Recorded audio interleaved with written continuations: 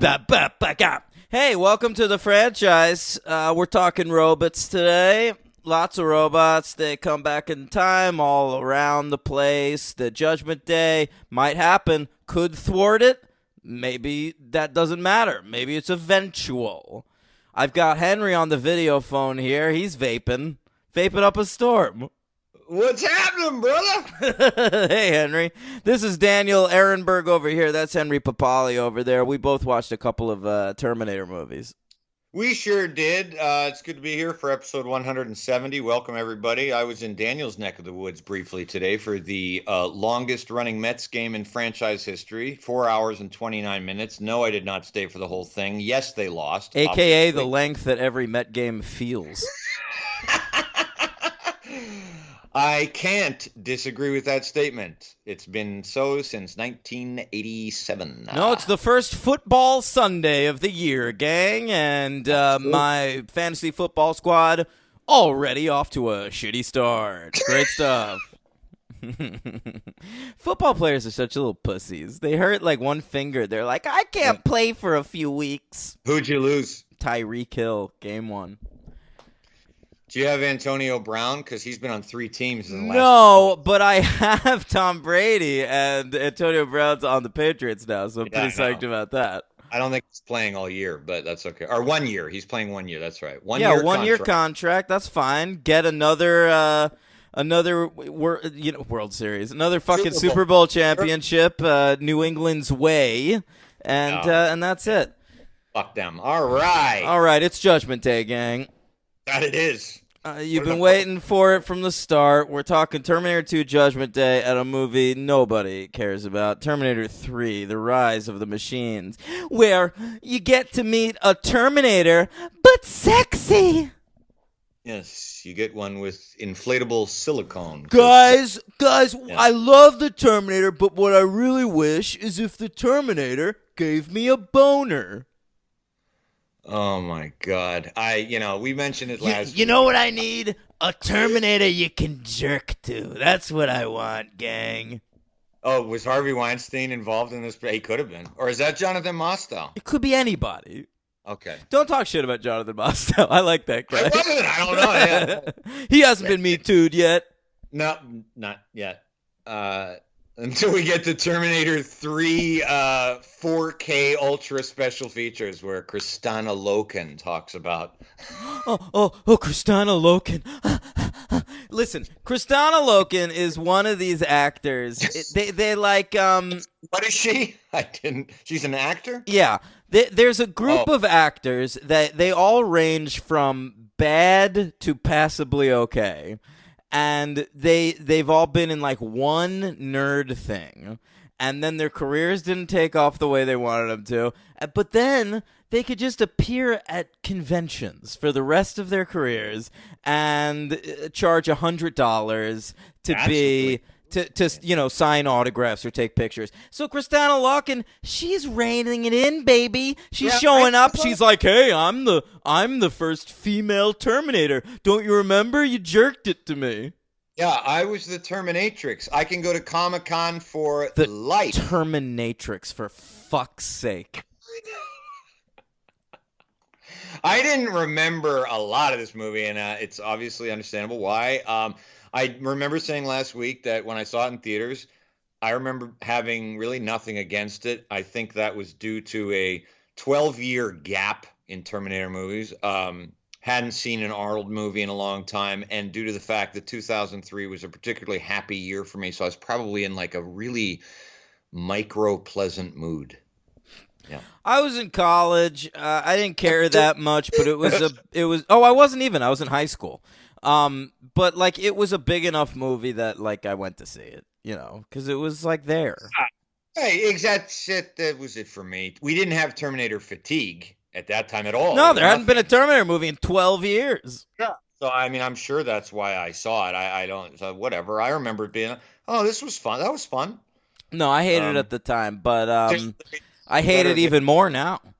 Well, I don't want to give away too much, but... no, I'll give it away right now. This movie's garbage. Like, let's talk about T2 first and everything, but Terminator 3 is a solid 1, and I fucking hated watching it. Oh, all right. I am not at a 1. Well, maybe I could get you there. You could. I'm actually open on both movies. I wasn't done with Locken. I wanna. Can you think of other actors that are part of that crew? Like attractive women that saunter Only up to comic book conventions. only women. It's usually women. I mean, there's dudes too. Who's that guy that was in like Stargate SG? Richard Dean Anderson or something. I thought you meant like fucking, Michael J. White could No. go to the. Well, that's being in 100% too. But I'm saying Yeah. there's like a crew of actresses that Okay. were all like hired for like their big break and like as like the hot girl in the movie. And then like it just didn't happen for them. So like I'm also thinking of Jerry Ryan, who played 7 of 9 on Star Trek Voyager. Okay. So you're really going broad here. That's one of those women, man. Sci-fi. Sure, I was there's strictly Summer thinking- Glau from Firefly, and it never quite happened for her, man. Oh God! Then if you're going that broad, there's hundreds. There's got to be hundreds. There are. Yeah, on TV shows. I mean, There's Jesus probably Christ, one for every sci-fi TV show. Who's that girl from Farscape? I always used to see pictures of her. Lifetime Pass. Jolene Blaylock. That was another name. Oh, you're destroying me. I have nothing. I mean, I know exactly what you're talking about, but I'm not. I would see. I can't even. The ones I'm thinking of were already in something. I'm thinking of Jessica Alba in Fantastic Four. Who No, but Jessica Alba had kind of a successful career, but she had the potential to be one of those. If Dark Angel didn't make it, right, she was fucked. Yeah. So like that definitely. Yeah. We do. All right. Well, think about it. Let's move forward. Yeah. It's a Patreon episode. No, that could be. Rank every actress who has done that. I'll tell you who's order. not in first place. Kristanna Loken. Let's talk about Terminator 2, Judgment Day. Yeah, let's talk about the movie that you love. I do love this movie. Do you not love it? Well, we're going to talk about it. I am, on both these movies, folks, able to be moved on my star ranking. So we'll see what happens. All right, well, let's talk about it. T2 Judgment Day. It comes, how many years? 7 after the first one? Yeah, 7 years. It's a long wait. It's kind of a long enough wait that the beginning of this movie is almost like a remake. It's sort of like Road Warrior, where it's kind of the same movie as Mad Max for a while. Yeah, that's an interesting comparison. Yeah, I mean, that is a good comparison. I mean, I feel like the Road Warrior, the Terminator 2 is much more similar to the original Terminator in a certain way than Road Warrior is to Mad Max, because Mad Max is almost like a fucking art film for the first. But Mad Max is pretty much like a trial run. Like Road Warrior, you watch that and it's like, oh, this is what he was going for in that last movie. Right, but the Terminator is not a trial movie, in my opinion. But it's like this. I listen, but I think visually it kind of is. Like, you don't think Cameron would have had the exact like the liquid metal shit from this movie in the first one if he were able to? Yeah, of course he would have. Yeah. Yeah, he would have. Yeah. All right, so Cameron's back to direct, James Cameron, and William Wisher is his co-writer. William Wisher was like a hot shit writer in the 90s. He like never wrote anything of his own. He was just like a for hire guy that was constantly doing rewrites. He has very few credits, but he worked on every movie that was made in the 90s. I'm looking right now. Yeah. Holy shit, including a good deal of Cameron and Schwarzenegger stuff. Right, but the only things he has screen credits on are Terminator 2 and Judge Dredd. Okay. Everything else is just like script doctor shit. How do you make make a hell of a living being a script doctor? I guess. William Wisher, he was also one of these guys that made like millions of dollars selling ideas that never got made. Oh, wow. God, that'd be great. Well, it only existed, that job, in the 90s.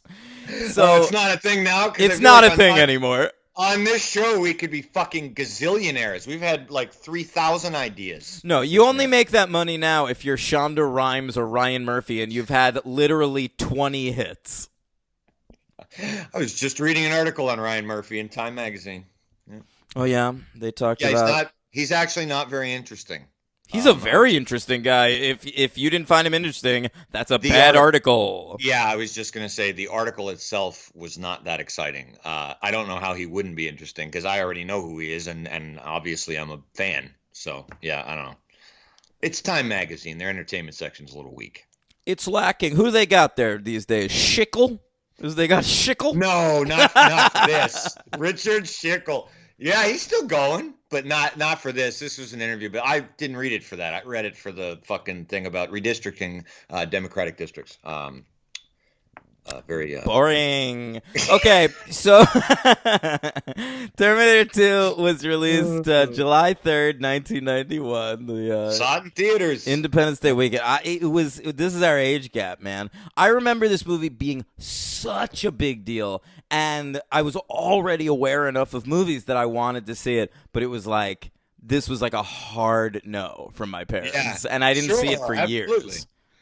Yeah, I was probably, I would have been a couple of weeks later after this came out. Yeah, I was 13 when this came out, and this was already way past the time where no one cared what I saw. I was fine. I had I turned 5 that summer, but it remained a no for like a couple of years. Like, well, I would think so. I would hope so. Sure. Yeah, but I feel like even after they let me rent R-rated movies, like I feel like I asked to rent this a couple times and still got a no. There were things like that with my parents too. Like just I feel like they let me see fucking Clerks before I saw this. So much worse to see. It's like a fucking 9-year-old. Yeah, but they don't fucking know.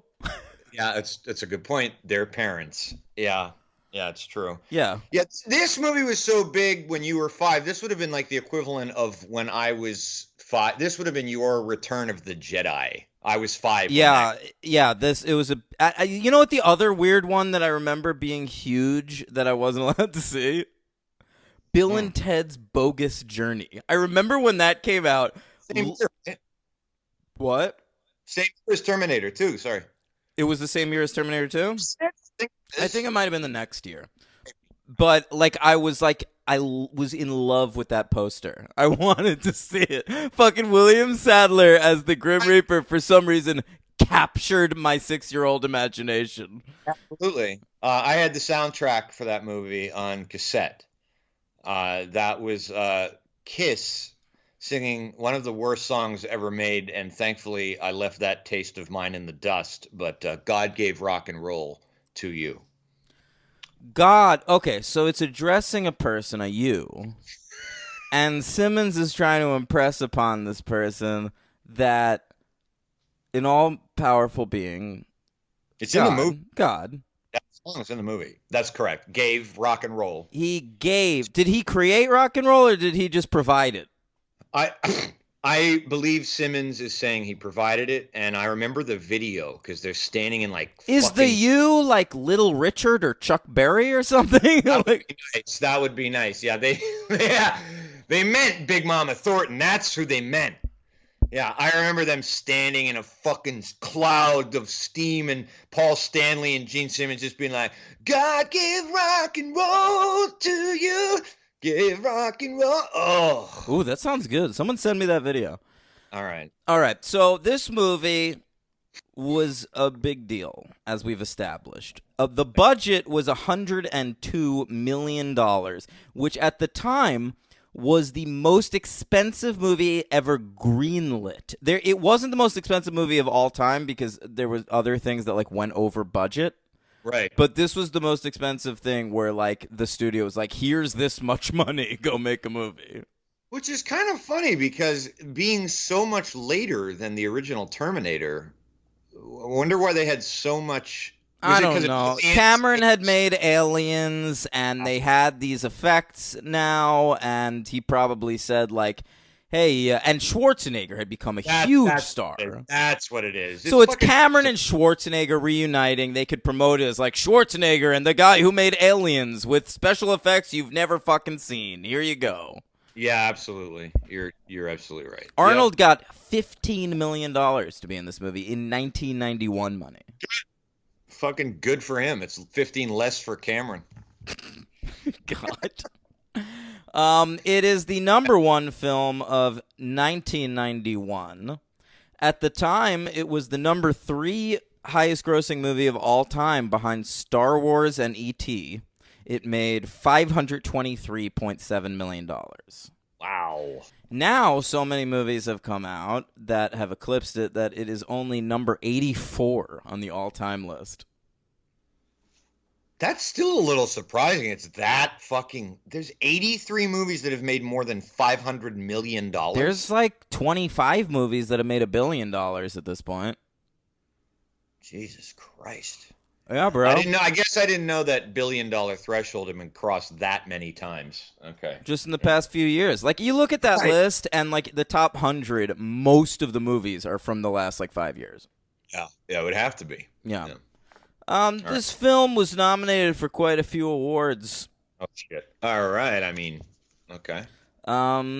First of all, how about the People's Choice Awards? Oh, I love the People's Choice Awards. Do we have a People's Choice theme? Oh shit! Is this the one that somebody emailed me? I don't know. You know what? You talk about it, and I think it is. Oh, God. Well, if you can find it, I just want to say that this won the People's Choice Award for Best Picture. Well, really? Yeah. Oh, that's not that surprising. No, it's definitely the People's Choice. Yeah, it definitely is. I'm almost positive I have this, but we'll not worry about it right now. Somebody did send it to me. Okay, this was also nominated for some MTV Movie Awards. In, I believe, the first year of MTV Movie Awards. Oh, that sounds about right. Mm-hmm. I want my MTV. I've never seen Henry do that before. He cups his hands. It's a big production. I got to tell you, I did the hand cupping because having you on video is a little distracting for my singing, so that's why I had to I usually don't, and I knew it would be funny. Okay, well, it was. But I might do it from now on, though. I love it. Okay, so this won a shit ton of MTV Movie Awards. Best action sequence for the freeway chase.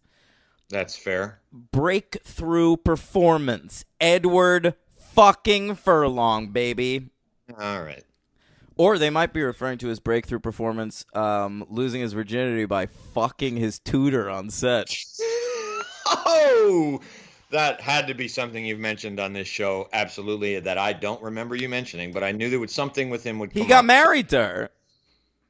It was, or at least they lived together for many years. Like, he started dating his tutor on the set of T2. He was, like, 13, and she was, like, 25. And they, like, were together for a really long time. And they both had drug problems together. But that would be a statutory rape of a minor, would it not? It certainly is. I believe Edward Furlong's parents signed off on the statutory rape. All right. Okay. I didn't know if perhaps, this wasn't like a secret.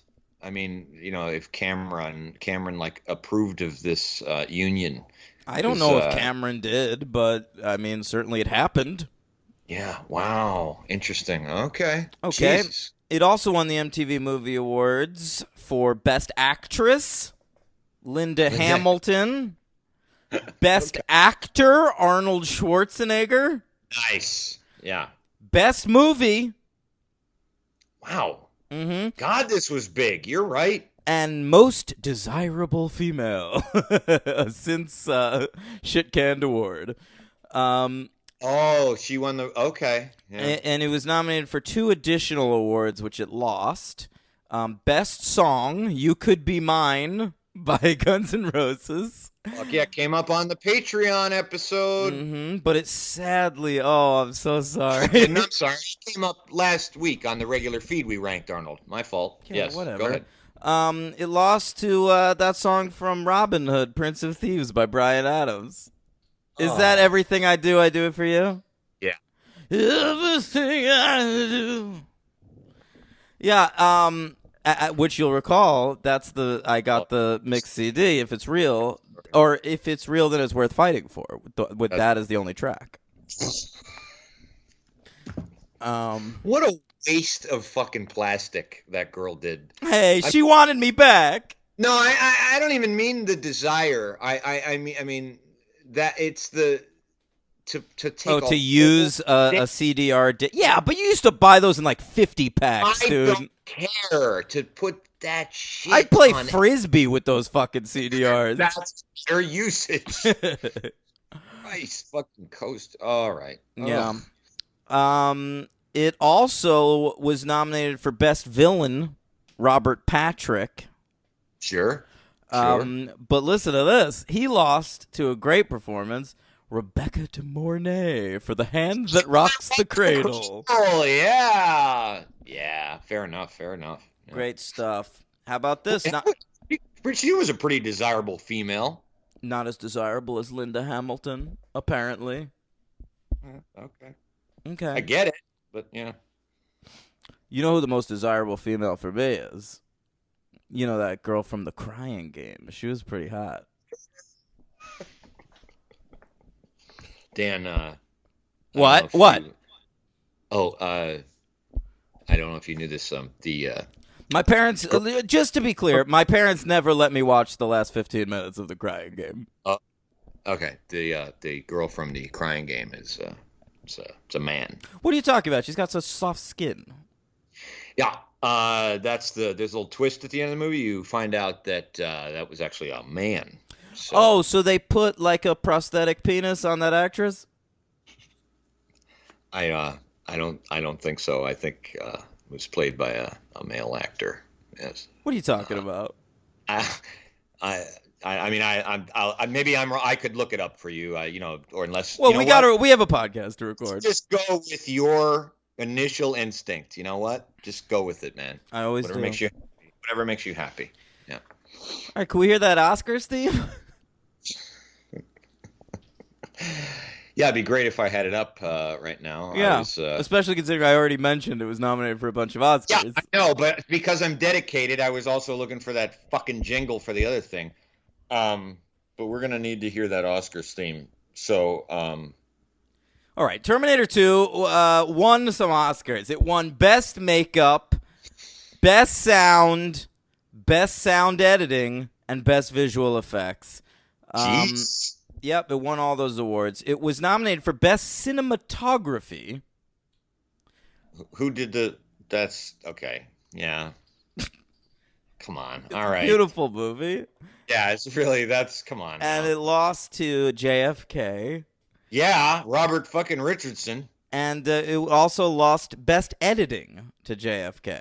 Yes, obviously. How about that, though? Those are some legitimate awards it was nominated for. I mean, it really was. That's kind of, we were talking about this, we've talked about it several times, but that seems like an early example of a total anomaly, but of the Oscars giving a little bit of leeway to a blockbuster in some important categories, right? Yeah, I don't know why. They like Cameron? It was just so huge. It was an unavoidable movie. Yeah, it's 91. You gotta it's the movie of the year. Everyone's talking about it. Yeah, all right. I'm gonna stop worrying about theme songs. Yeah, thanks. Hear your Oscar theme. You can pay $5 a month and listen to our last award bro show. Oh, that's true. We played a ton of that Oscars theme on that last show. Long version of it. All right. Okay, so I will say that it was not. It is on some lists. Oh no. From a little group of film critics. Right. Called What the American Film Institute. AFI.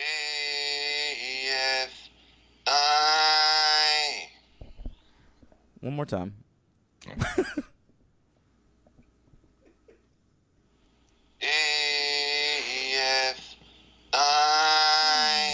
Oh, AFI, baby! Let's talk about it. It is on 4 AFI lists. Okay. All right, AFI, the American Film Institute, our old friends, okay, they've decided that Terminator 2 Judgment Day is the number 77 most thrilling movie of all time. Most thrilling, number 77. Okay. That's right. You'll recall that The Terminator, the first one, was number 42 on that list. Rightly so. Arnold, as the T-800, is the number 48 best movie hero of all time. Okay. You'll recall his character from the first Terminator was the number 22 best movie villain. He holds the distinction Honor.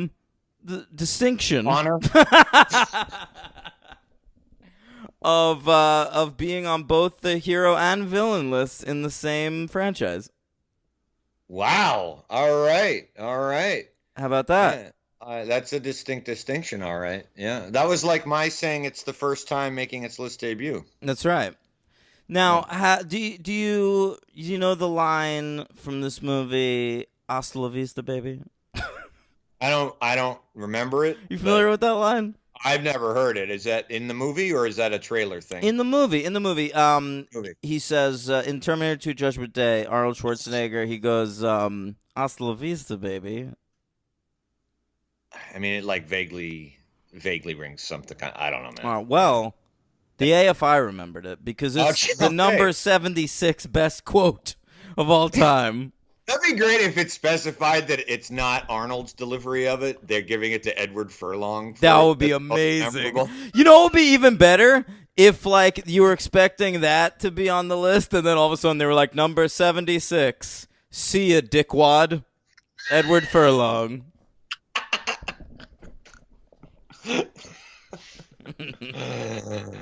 Oh, boy. And also, how about this one? The AFI's number 8 best science fiction film of all time. Wow. Yeah. Okay. What do you think they have above that? Let me see if I can find it. I would assume maybe like Day the Earth Stood Still or something. 2001. Yeah, that's probably a decent bet. Jesus Christ. Fucking. Oh my God. The Thing? Probably not. No way. Are you crazy? This is the American Film Institute we're talking about. Yeah. Boy, sci-fi. I mean, Star Wars, Star Trek, they're going to be above it. Here we are. I've got it. I've got the list pulled up. Wait, I got a pop-up ad, and no, I don't now. So thanks for that. We're each hitting a couple of glitches in our technological software tonight. That's fine. I really am. I've got like a real problem. It's trying to install something. I'm all fucked up. My excuse is simply I couldn't find something, so I guess it's a little different. Yeah. Yeah. Okay. I'm still. I wasn't ready. Yeah. Okay, while you're looking, do you think that it won any British Film Institute lists? No, it's not. It's not because it's not a British film. Here it is. I've got the list. I've got the top 10 best sci-fi movies of all time according to the AFI. So you guessed 2001. That's number 1. I guess The Day the Earth Stood Still. That's number 5. What else do you think is on the list? Star Wars. Yep, that's number 2. Star Trek. No. Is it another Star Wars movie? No. Okay. So it's got to be something else from the 50s. Planet of the Apes? No, it's not on the list. All right, whatever. Number 10 is Back to the Future. Oh. Nice. Number 9 is the original Invasion of the Body Snatchers. Number 8's T2. Number 7's Alien. Number 6 is Blade Runner. A lot of Ridley on this list. Number 5's The Day the Earth Stood Still. 4 is Clockwork Orange. 3 is E.T., the extraterrestrial. And then Star Wars in 2001. So there you have it. T2 in rarefied company. That's a really good list with that one major blowjob of an exception. Yeah. E.T. Yeah, well, they should have put Close Encounters if they really wanted to Spielberg on there. If you're going to pick one of the things, yeah, absolutely. All right, so that's the AFI. I have my top 10 list here. Are we going to do that? Oh, we might as well. Yeah, absolutely. I would have at some point. I would really love to have a British Film Institute covered. I feel like. Why don't you just play the theme song? That you just Okay, want to I'm hear the sorry. theme song. I really do, and I actually have gotten 74 emails from people just simply requesting that. So I feel like I owe it to them. All right, just play it. I don't give a shit. Not. I've actually gotten no emails. You know what? This. I'm sick of heavy hitters. Put that at the end before 5. Instead of heavy hitters, just play the British Film Institute. That's fine. We're gonna save it then. That's okay. fine. So these are our personal favorite films of 1991. What's your number 10? Point Break. Okay, I have David Mamet's Homicide. Brilliant film. Number 9 is Only the Lonely. Okay. I have Terminator 2, Judgment Day. Number 8, Defending Your Life. I have Point Break. Number 7 is Homicide. Mine is Jungle Fever. Number 6 is The Doors. I've got Slacker. All right, and here we go. And the British Film Institute. Play it again. Play it again. And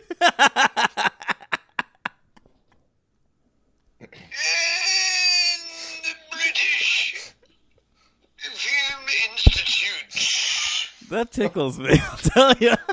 That's just, I wrote that in front of you. Remember, you were down at my place, and I recorded that. Oh, yeah, that's right. Yeah, it even says the date, January 28th. Yeah, we were covering Trainspotting.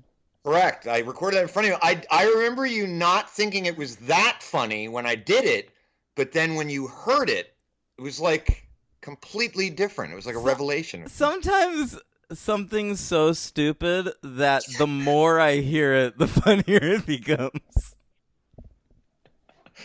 Dan, I want to go on record as saying that's maybe the nicest thing that anyone's ever said about me.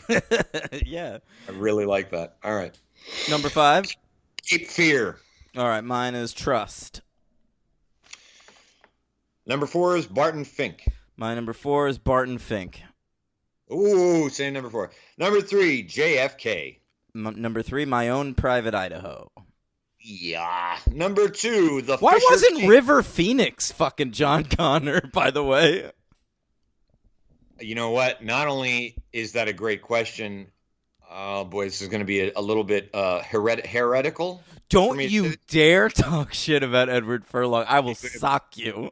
Sorry, he'd have been better. Edward Furlong fucking rules. I wish he was the kid in every movie. I'm not really going to be talking shit on him, so don't get everybody don't get upset, everybody. But River Phoenix, come on, that would have killed it. Yeah, that would have been better, but whatever. Okay, what are we up to? 2? I said 2 was The Fisher King. Okay, and mine is Boys in the Hood. And we both think Silence of the Lambs is number 1. Right. Can you hear him? Can you hear him screaming?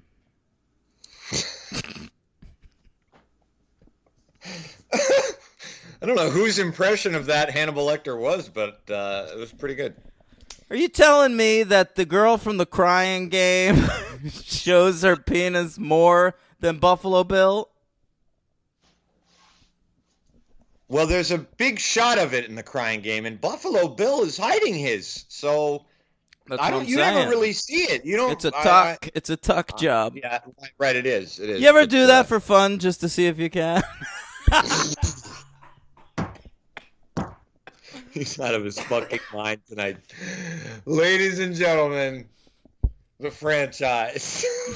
Episode 170. That's going to be AFI's most memorable quotes of the franchise. It's going to be like an Andy Rooney voice. You ever just take it and tuck it under and just to see what it looks like, see if you can do it? You ever waiting at a 7-Eleven? There's people in front of you buying prepared foods. Don't you think they should have a separate line for those of us that just want a beverage? It's not prepared. If it was, I wouldn't be waiting. That's pretty good, man.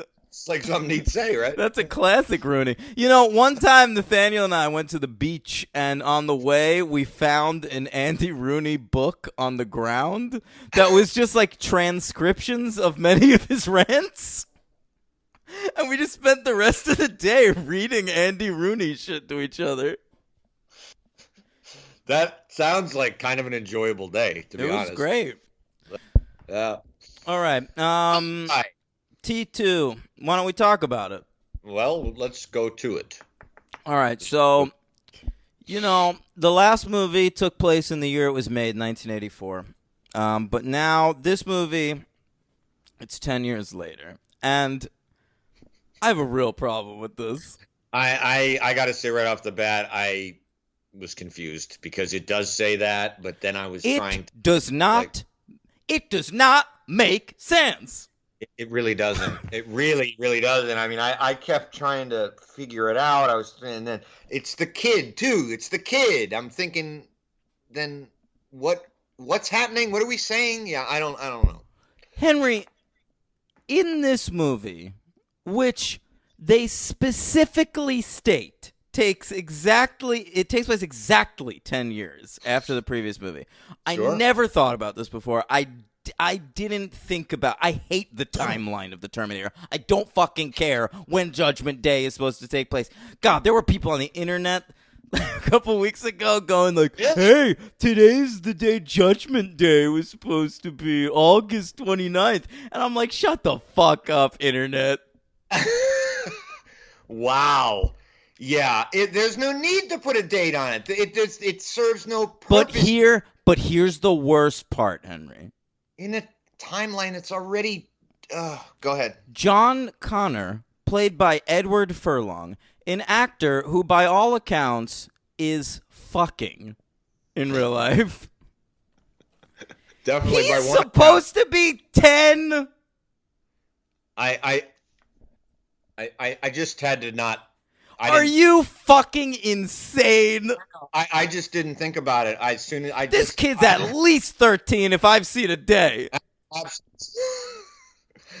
Absolutely. And you know what? I actually just put it into my head kind of like in an easier way. I was just like, I was able to completely forget throughout the entire movie that it said that. And I wasn't.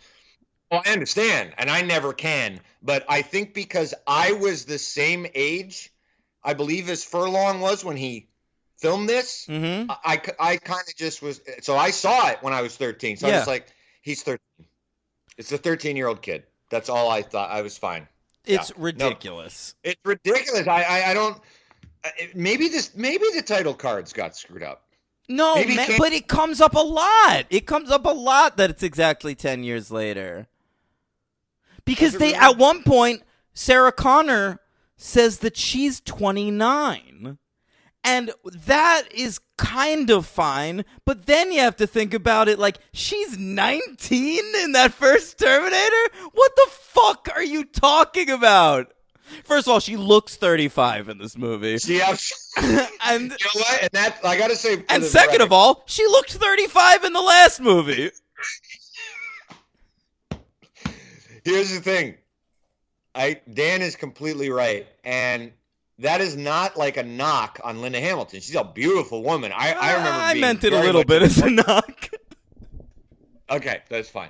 Fine. But I remember being quite taken with her, quite smitten with her in T2. She is the most desirable female, according to music television. As a young lad, I desired her. But Dan is totally right. It did occur to me during this movie. I was like, Linda Hamilton kind of just has the visage of an older person.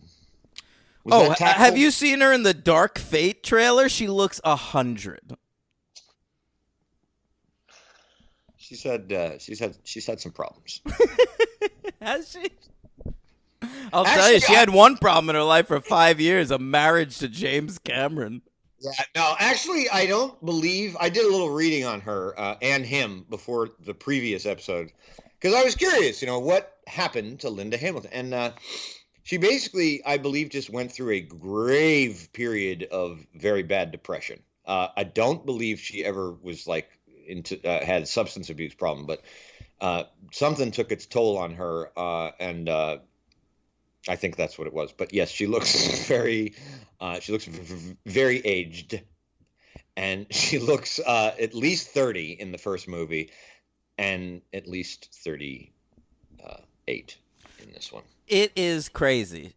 She's 29. She is supposed to be 12 years younger than me in this movie. Yeah. 12 years younger. If I met 1991 Linda Hamilton with Henry now, we would look like I am 12 years older than her.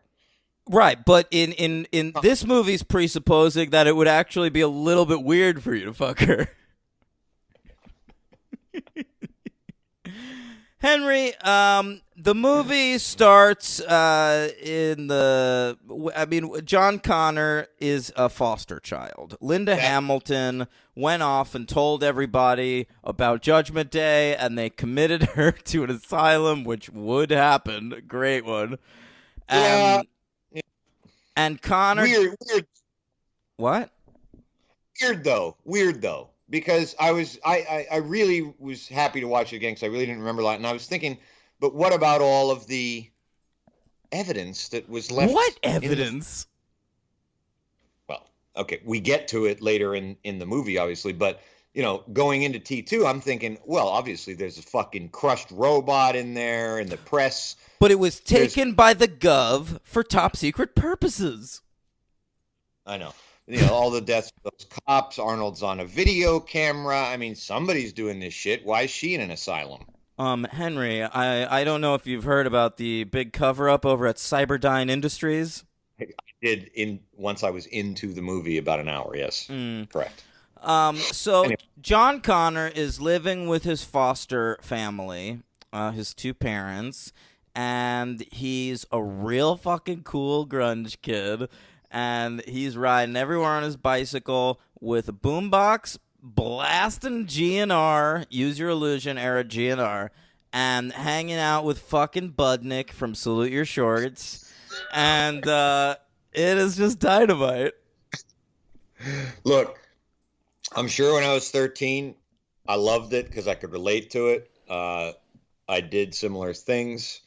I don't think I was quite that badass, but...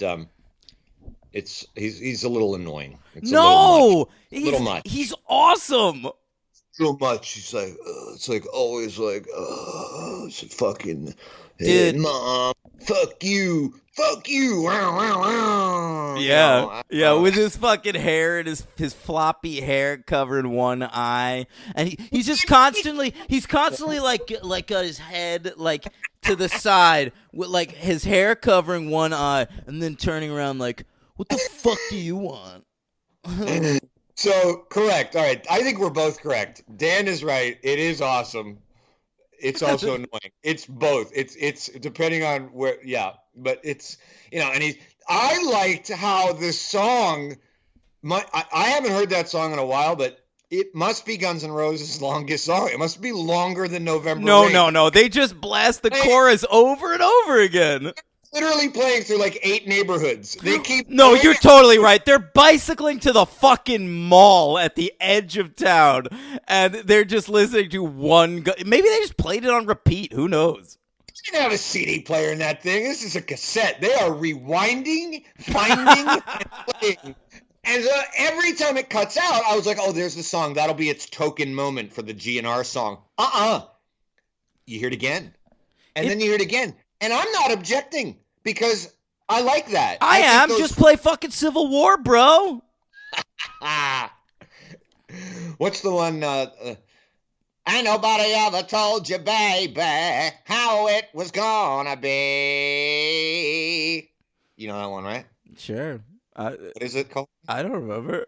Oh, my God. Come on, I gotta pull that track out of 2 discs of nonsense. Estranged. Thank you. Oh, great. Estranged is great, yeah. Anyway, so this song keeps coming into the frame in the audio. Like, they pop in, and it pops in, and then they're gone, and the song's gone, and we cut, and then they come back, and it comes back. It's very fucking funny. Yeah. So they're riding to the fucking local Galleria, So I'm in heaven because we're like 5 minutes into this movie. We're already hitting a mall. Absolutely. You did set me up a little bit last week, though, for a little disappointment. We were talking about great action sequences in malls, and we were talking about Commando. This is a great action sequence in a mall. It's not as good as agree with you. Commando. Well, I agree with you, but I was expecting like a big, long thing, and they're in there for like 4 minutes. But it's like the kickoff to the whole movie. Yeah, correct. Yeah. And it kicks off that fucking chase, which rules. So, yeah, it's a good chase. I was actually thinking halfway through the chase, I was thinking, is this chase too long? No, it's awesome because it's a 3-tiered chase. Exactly. That was the words that went through my head when I was watching it. Yeah, it's cool. Yeah, there's like, you've got, they're on the little motorbike with John Connor on the back of Terminator's motorbike, Schwarzenegger. No, isn't it just, it's Furlong, followed by Schwarzenegger, followed by Robert Patrick in a huge truck. Yeah. That's right. Or who? Wait, no, it is 3-tiered. I'm sorry. It's 3-tiered because at one point someone's down there in like the reservoir, which is great. Yeah. So I love that chase scene, and I love when he first shows up. Like Connor sees, does he see Schwarzenegger first? No, he sees Robert Patrick, and he starts to like run away and shit. And his pal Budnick's like, oh yeah, go whatever. And they're in the arcade playing one of my favorite games, Afterburner. Is that a real game? Fuck yeah, it's Sega, man. I don't know that game. Fucking great game. Yeah, so no, and you're right. It is a great kickoff. He just says, there's a cop here, man. Go. All right. So totally. He goes. Oh, because, right, Robert Patrick comes back in time. He's like the T-1000. He's here to kill John Connor. The conceit of this movie, which doesn't make sense, but we'll go with it, is that when they sent the one guy back in time to kill Linda Hamilton in 1984, they sent another one just in case that one failed. It's such a bullshit excuse to keep the franchise going. Yeah, but compared to the bullshit excuse in T3, let's please go with it. Yeah, I mean, the timelines are so we don't have to keep, but it's funny to talk about them, but they're just so absurd. And the cause and effect and the whole thing. But yeah, I'd like to mention really briefly. Did you realize who are Edward Furlong's foster parents in this movie? I don't think I noticed. I think I noticed the mom at one point. Who's the mom? Well, I thought you'd notice the dad. The dad is Xander Berkeley. Who's that? Oh my god, dude! I know the name Xander Berkeley. Yeah, you love him. He's a great character actor. He's been like a million fucking movies. Anything that guy's in. He's like the William Fichtner. Oh, I love William Fichtner. Yeah, right. Xander Berkeley's great. The woman who I did not recognize, unrecognizable, Cameron Staple. She's fucking the tough girl from Aliens.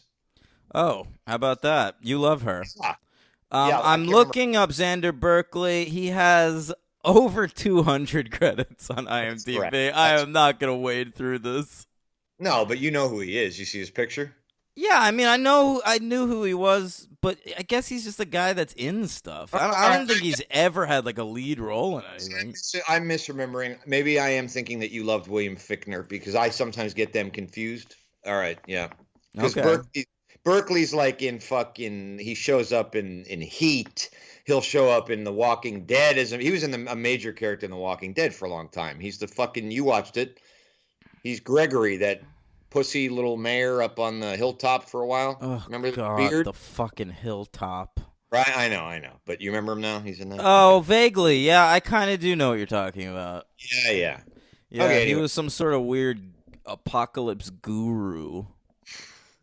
Ugh, Walking Dead. Well, I'm so over it. I know. All right, you know what I'm not over? T2. Fucking Arnold Schwarzenegger's little reload spin during that chase. You know what I'm talking about? He does this cool little spinny move with his gun. Yeah, because he's using like an old typey type of what shotgun? I don't fucking It's know a shotgun. musket. Yeah, it's cool though. Like every time he shoots, he has to like flip it around a But he's 360. got it so down. It's like he could do it without even thinking about it. It's awesome. Yeah, it really is. And also, how does he get his clothes? Because that's a recurring gag in these movies. Oh, And in this one, well, T-1000 gets his clothes because he can morph into people. So he kills a police officer and takes his form. But Arnold Schwarzenegger goes into a biker bar in yes. an all-time classic scene, Henry, where they play "Bad to the Bone," which is like the least badass song ever, but it makes the scene. It makes the fucking scene. It does. It is mwah, perfection. This fucking guy, Arnold Schwarzenegger, putting on these sunglasses and biker gear to come on, man. Man, yeah, it works. It works. It's funny. It works. It's I so mean, fucking funny. He walks through the bar and then he finally finds one guy and like we see like Terminator vision and it's like match and I he's love like, that. "You're my size. Give me your clothes."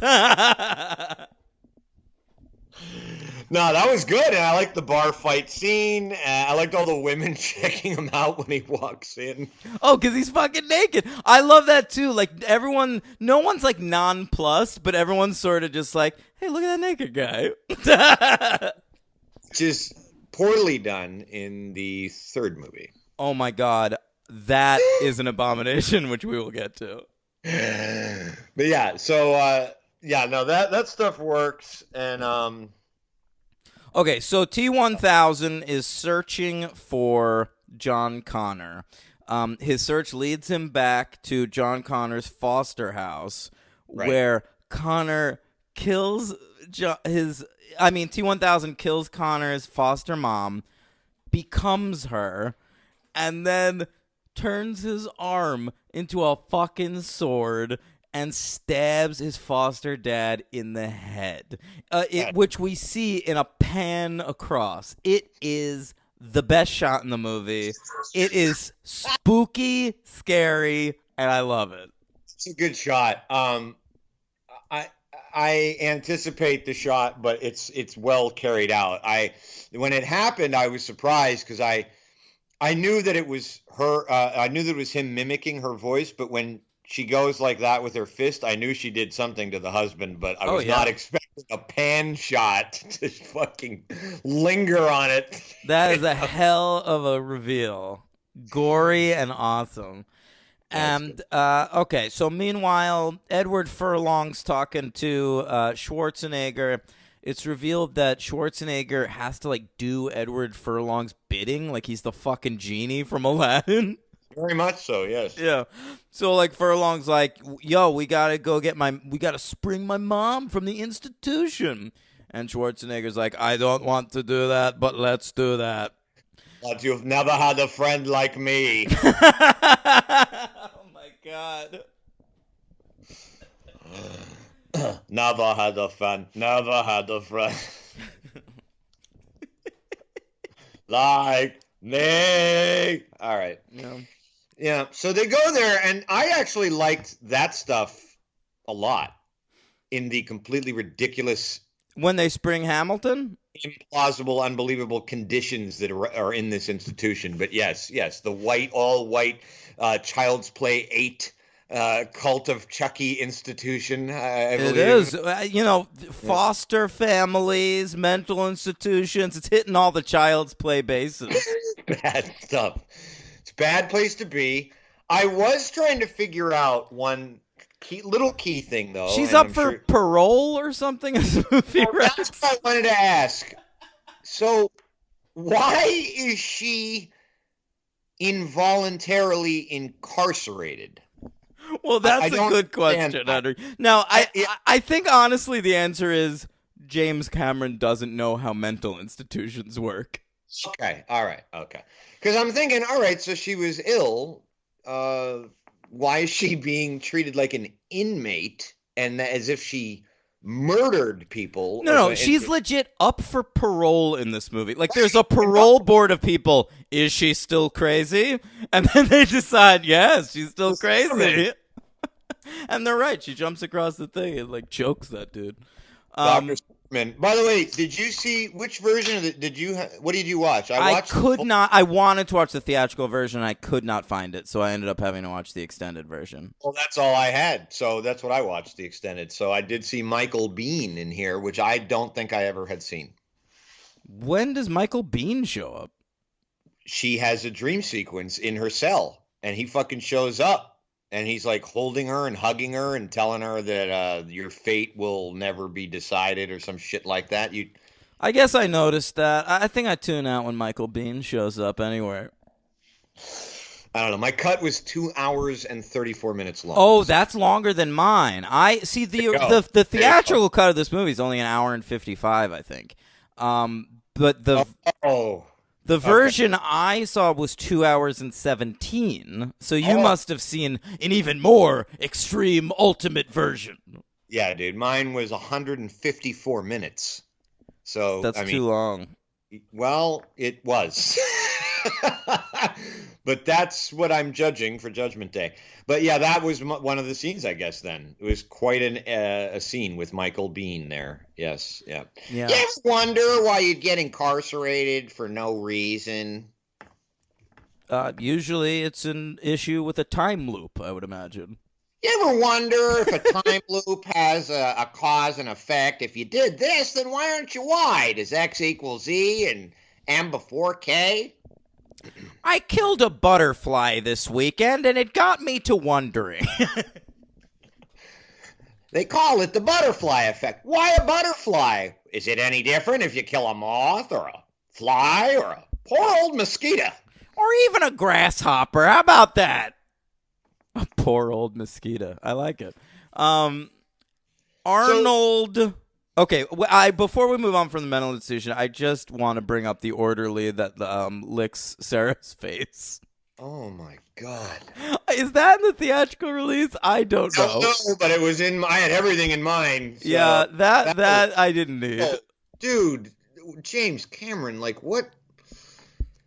I don't know. There was even a weird moment. I don't know if you thought this. There was even a weird moment when Dr. Silberman, we first see Linda Hamilton, and granted, it's a badass moment, and I remembered this, and I was waiting for it to happen. Her first shot of her doing the pull-ups on her, that's fucking classic. That's an iconic sort of shot.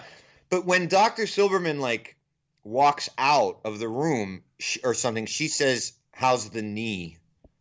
And I got this like weird, creepy feeling that like he was violating her too. Like she, you know what I mean? I don't know. Like, I think she just like fucking kicked him at some point. And I think that is what it is because he says that. He says she stabbed him with a pen, but like in that weird look they exchange, it's almost you feel like, oh God, is he doing something? Maybe he's renting her out to people like in Kill Bill. Oh my God. Yeah. I thought we were going to see the fucking Terminator drive off in the pussy wagon. Okay, so they all go off together. Linda Hamilton in the back seat, Schwarzenegger and Furlong in the front, and Furlong teaches the Terminator how to be cool in 90s. Classic. Well, they take out in a very long sequence. I hope you were able to see this. They show you how they're able to do that, which was interesting because he says, I'm only programmed with certain commands. So he instructs her how to take out his computer in his brain, and they unscrew his head and take out a part of his brain. You didn't see this either. I'm not sure I did see that. See, it's really long. That's why he can adapt and say "Hasta la vista, baby," because they change his programming by taking out his chip. I didn't see that shit. I just saw it where it's like they're teaching him they realize he can pick things up, and so they teach him how to say. Oh no. Okay, he cut it then for them. All right, yeah, no, that's a whole thing where like she takes it out. and Furlong is doing it because he wants to like make him more of an adaptable computer, but Linda Hamilton takes it out and almost smashes it to pieces because she doesn't trust him. And Furlong stops her from doing so and says, "Don't smash it." And so she goes, "Fine." And she trusts him, puts the chip back in. Schwarzenegger says, "Is everything all right?"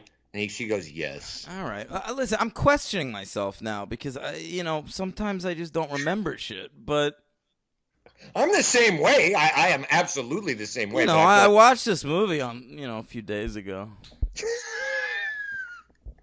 Doesn't matter. It's just an interesting scene because for me, it explained why he was able to do that shit. But anyway, who cares? So he learns these hilarious phrases from 1991. Like later, dickwad, and hasta la vista, baby. Something nobody had ever said until Terminator 2. I mean, dickwad was definitely in the lexicon. Probably. If this is a real kid in 1991, he's teaching him like fucking cowabunga and shit. Also, this kid is supposed to be fucking 10. He's 10 years old, Dan. He's 10. Okay, he's in the 5th grade. Yeah. Just calling his teacher a dickwad. He has a nightly reading list of like The Little Prince or something. Yeah. Okay, so then what happens? I don't know. I'm afraid to say it'll probably be a whole scene you haven't No, seen. there's a whole long sequence. The worst part of the movie is them going to like Linda Hamilton's friend to get weapons. Okay, yeah. That goes on forever. Yeah, I felt like this movie was ebbing and flowing. I really liked the momentum in the beginning, but then I feel like it lost it after the big 3-tier chase, and then it gets it when Linda Hamilton escapes. That scene is fucking great when she like loads the needle with that fucking Drano. Yeah. She's holding this giant needle with like a blue liquid or something. It's fucking great. But then we get on the road, and unfortunately, I feel like Linda Hamilton is really constrained in the movie by now. She like in the first one, we even talked to Praise of the High Heavens how she was able to hit all these notes, and in this movie, Cameron kind of constrains her to this kind of scowling, sulking one-note performance, which really doesn't change. I disagree. Okay. I really do. To me, the evolution of the character is so crucial to why this movie works for me. And yeah, it's a little bit of a scowly performance, but it's to counterbalance who you saw her be in the first movie and who Arnold is in this movie, which is a much lighter character. Well, that's why I guess I did like Arnold more, his performance in this, than hers, and I like Furlong's performance more than hers. I feel like she's a... Go ahead. No. I feel like the difference between this one and... It's almost like they should have come out in reverse. Because, like, The Terminator, which is a movie that came out in 1984... To me, it feels like it's like a horror movie. Like that's what he's going for, something dark and more like Cronenbergian or something. Where like this movie is like a classic 80s good time. Like to me, T2 like belongs next to like Ghostbusters and Back to the Future and shit. Like it's like a much more silly, fun, ridiculous. It feels more 80s to me, which is odd because it came out in 1991. But I guess in 1991 we were still doing the 80s. Well, I mean, I feel like Aliens and the first Terminator have more in common with each other, except that Aliens has a really, really good sense of humor, and the first Terminator has a fucking iota of it. But this movie has it. But like, I don't know if it's just James Cameron too, because he's obviously not a funny guy. So, but you know, how dare you? It is silly. Haven't you seen Billy Zane's performance in Titanic? No, you haven't. No, I have not. No. But I don't know. I like some of the stuff with Joe Morton. Oh, right. Okay, so we get to... So Sarah Connor's big plan is let's kill Dyson, because he's like this like computer genius who is in charge of like the Skynet project. Yeah, he practically invents it, right? From the remnants of what we do find out were the Terminator arm from the first movie. Right. And And first of all, I want to say, right, exactly. So I want to say, like, good on James Cameron. He needed to cast a computer genius in a movie in 1991, and he picked a black guy. I've got to give James Cameron that. You know, I didn't think about the computer genius thought when I was watching it, but I did think it was cool that because that role, it would fucking totally have gone to a white guy. So when it was Joe Morton, I was like, oh, not only is it a black man, but it's a really good actor, too. Yeah, Cyborg's dad. Cyborg's dad. Yes, sir. So he knows a lot about computers, Joe Morton. I love Joe Morton. Joe Morton So do is I. like a really great actor. We talked when we talked about Speed, yeah. That's right. Yeah, he's like the chief of police or whatever. He's great, yeah. So, and I loved him in this, and that whole section of the movie in his house really works. And I like Cameron's decision to make him like a good guy. I feel like it would have been an easy decision in a movie like this to make like the guy who created Skynet like a greedy son of a bitch. Yeah, and I hadn't seen the movie in so long that when he was a good guy, I was surprised. I did not expect it. I didn't remember it. So he's a good guy. He's a family man. Once he believes them that like they know shit that happens in the future, and they say like Skynet leads to the end of the world, Joe Morton's first reaction is, "Oh, we got to destroy it. Yeah, let's go destroy it." That's such a great point. There's no there's no ulterior motive. He's like a sane person. He's a stand-up guy. Yeah, he's like, okay, this, even though what they're telling me is ridiculous, it's not ridiculous because I just saw something insane with this robot in front of me. So I believe it. Let's kill it. Let's destroy the program. Right. Yeah. You are turning my rating a little bit up, my friend. I'm glad. So he sacrifices himself for the good of man. Right? Yeah. And that's a good sequence, and he's great in that. And then that leads us to the end, which is sort of just a long, extended chase scene with the T-1000 going after him. Yeah, that night sequence of him isn't as good, but the ending is great. The very end of the movie, I wrote this one down because this is the same thing with the first one. I remember it even, I think as a kid, I'm not that affected at the end of this movie. And I know I'm supposed to be. You're crazy. I know. I think, I don't. Like when the Terminator falls in that pool of molten lava and sticks his hand up to give one final thumbs up to Edward Furlong, holy shit. I felt like clapping. I felt like being like, Cameron, good job. Yeah, I get it. I felt like giving James Cameron a thumbs up. I understand. I just, you know what? It still leaves me cold. Not as cold as the T-1000, am I right? He gets liquid nitrogen or whatever. And he comes back together because of the flame, and then he gets molten lava. It's awesome. And they get real creative with the liquid metal, too, where, like, his face, like, morphs onto the back of his head a couple of times, you know? Like, he gets his whole body to turn around without turning around. Floor tile thing when he comes up from the floor tile. I like that. And I want to make this last point, and then I wanted to talk briefly about Robert Patrick and all that, but I think it's the same thing, dude, that I just feel in the first Terminator. There's this coldness to it where my emotion, the bond between Furlong and Schwarzenegger, I don't think there's anything wrong that they're doing. It just doesn't get to me. It never has. Not like Newt and Ripley, for instance, to me, it's like the Iron Giant. Oh, see, no, I was bawling during the Iron Giant. I think it's every bit as good. The emotion at the end? Yeah. Yeah, I am sure that I'm in the vast minority here. I don't think anyone would agree with me, but I wanted to well up. It's a more cheesy kind of emotion, Henry. Like it's not a welling up kind of emotion. To me, it's like, oh, my heart.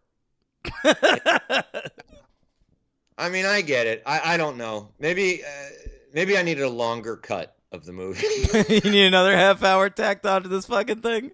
I needed a family dinner table sequence. Could I have gotten that? Is that too much to ask? I would have loved it. You know that. Would have been the three of them, maybe at Enrique's house, her friend, and on the border there. Yeah, they're they're driving a long way. It'd be nice to have like a roadside diner scene.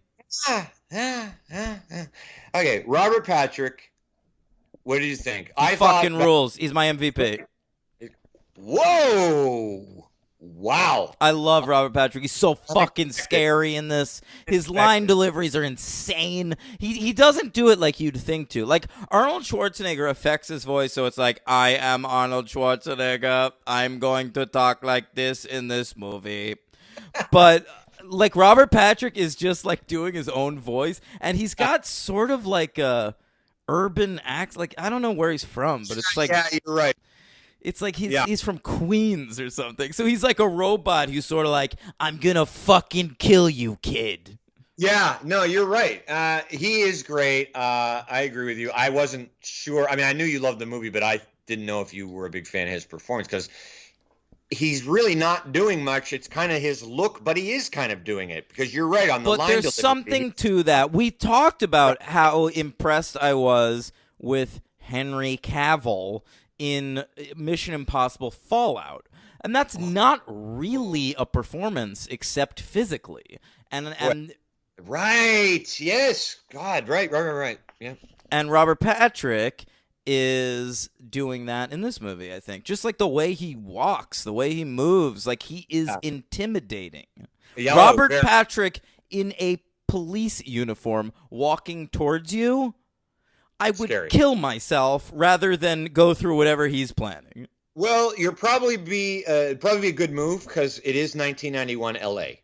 So an LAPD officer comes towards you. It could get a little rough if you're the wrong color. Odds aren't looking good. That was Rodney King's year. Yeah, look out, Joe Morton. Yeah, but I will say this too that I liked about the movie, and you don't have this shit anymore. This shit just does not happen anymore. Who in 1991 this kind of casting would work? Arnold Schwarzenegger would normally get a nemesis who is as big as him or bigger. So I thought of this, Henry. Schwarzenegger's the villain. I mean, it's like, Schwarzenegger's the villain in the first Terminator.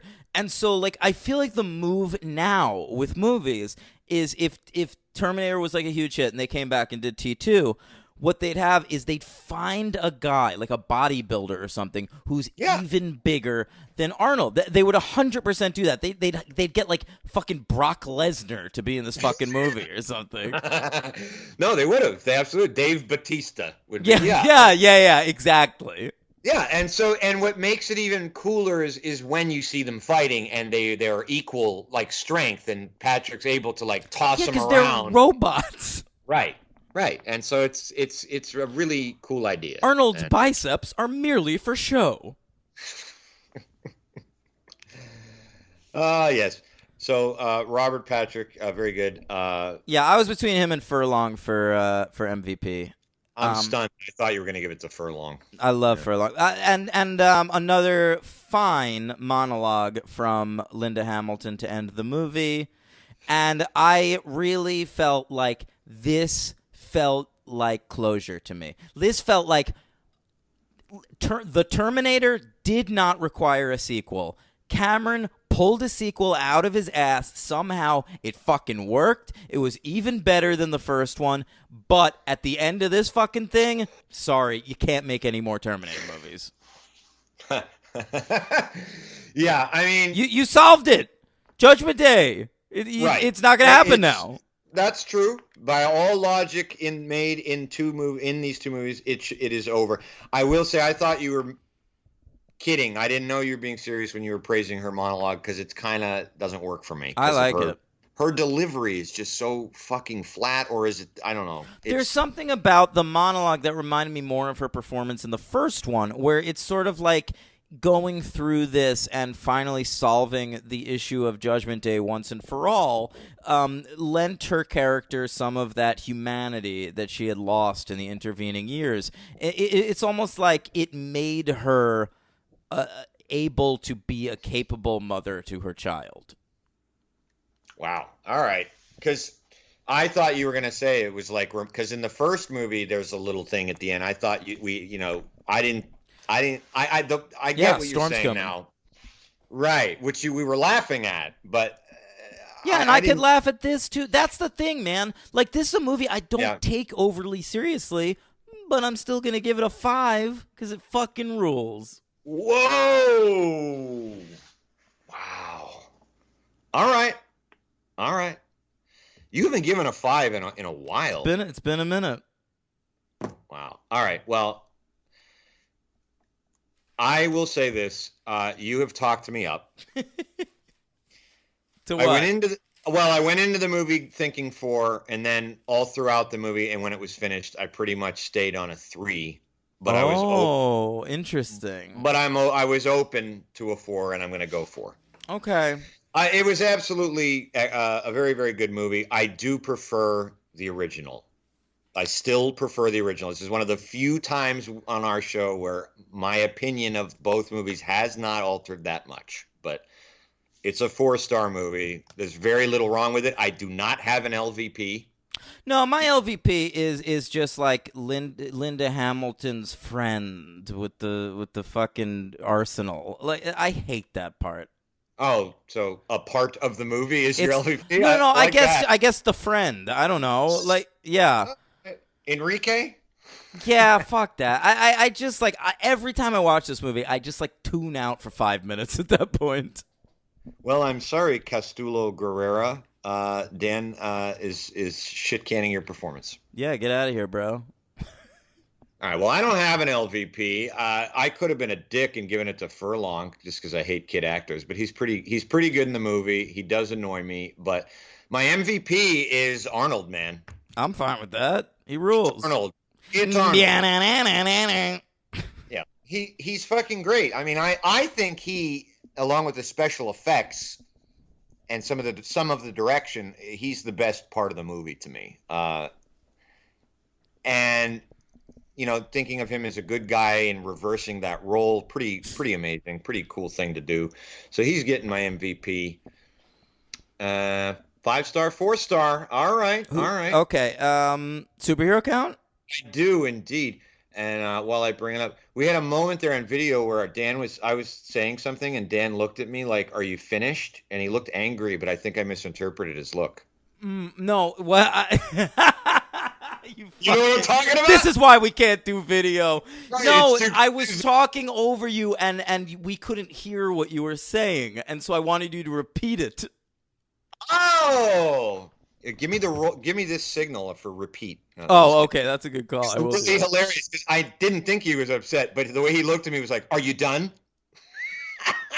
That's not what he meant at all. You misinterpreted that. I did because we're on a video that's still shitty. Circa 2019. All right, here we go.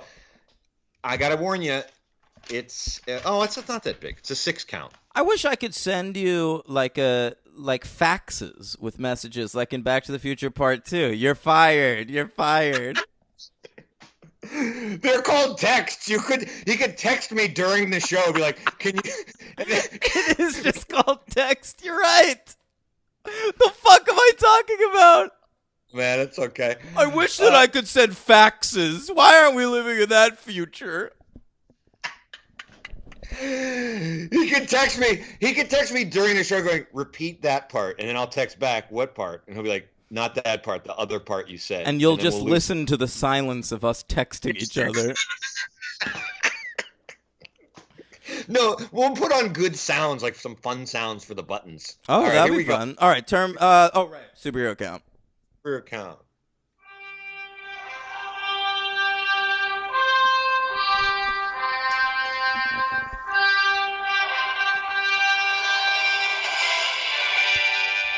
Joe Morton is Cyborg's dad.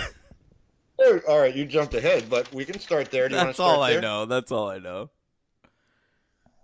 Okay, Joe Morton is Cyborg's dad, Dr. Silas Stone, in Batman vs. Superman, Dawn of Justice, and Justice League. He is also Dr. Stephen Hamilton, another doctor, in Smallville. So he's a DC guy. I remember that. Yeah, he's good on Smallville. All right. He's always good. I mean, what am I talking about? No, he is. He's great. Robert Patrick. This didn't surprise me. Animated stuff. His voice makes sense. Agent John Doggett from the X-Files. Yes, that is true. That is true. One of my favorite superheroes. Yeah. He is in the 1996 Superman animated series playing a character named LeBeau. I know. I like LeBeau. It could be Gambit. Was that a crossover with the X-Men? Hey, that's Remy LeBeau, right? That's right. That's right, Cher. That's right, stuff. mon ami.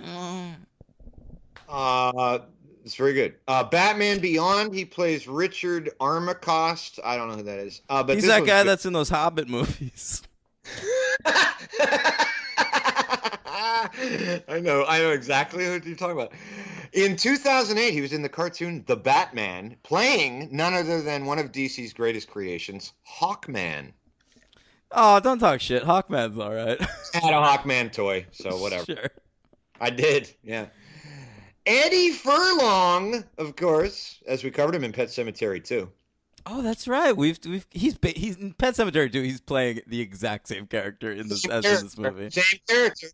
I don't remember criticizing him as much as I did in that movie. I think in that movie lends itself to being ridiculous a little more. He's like the best part, probably. All right.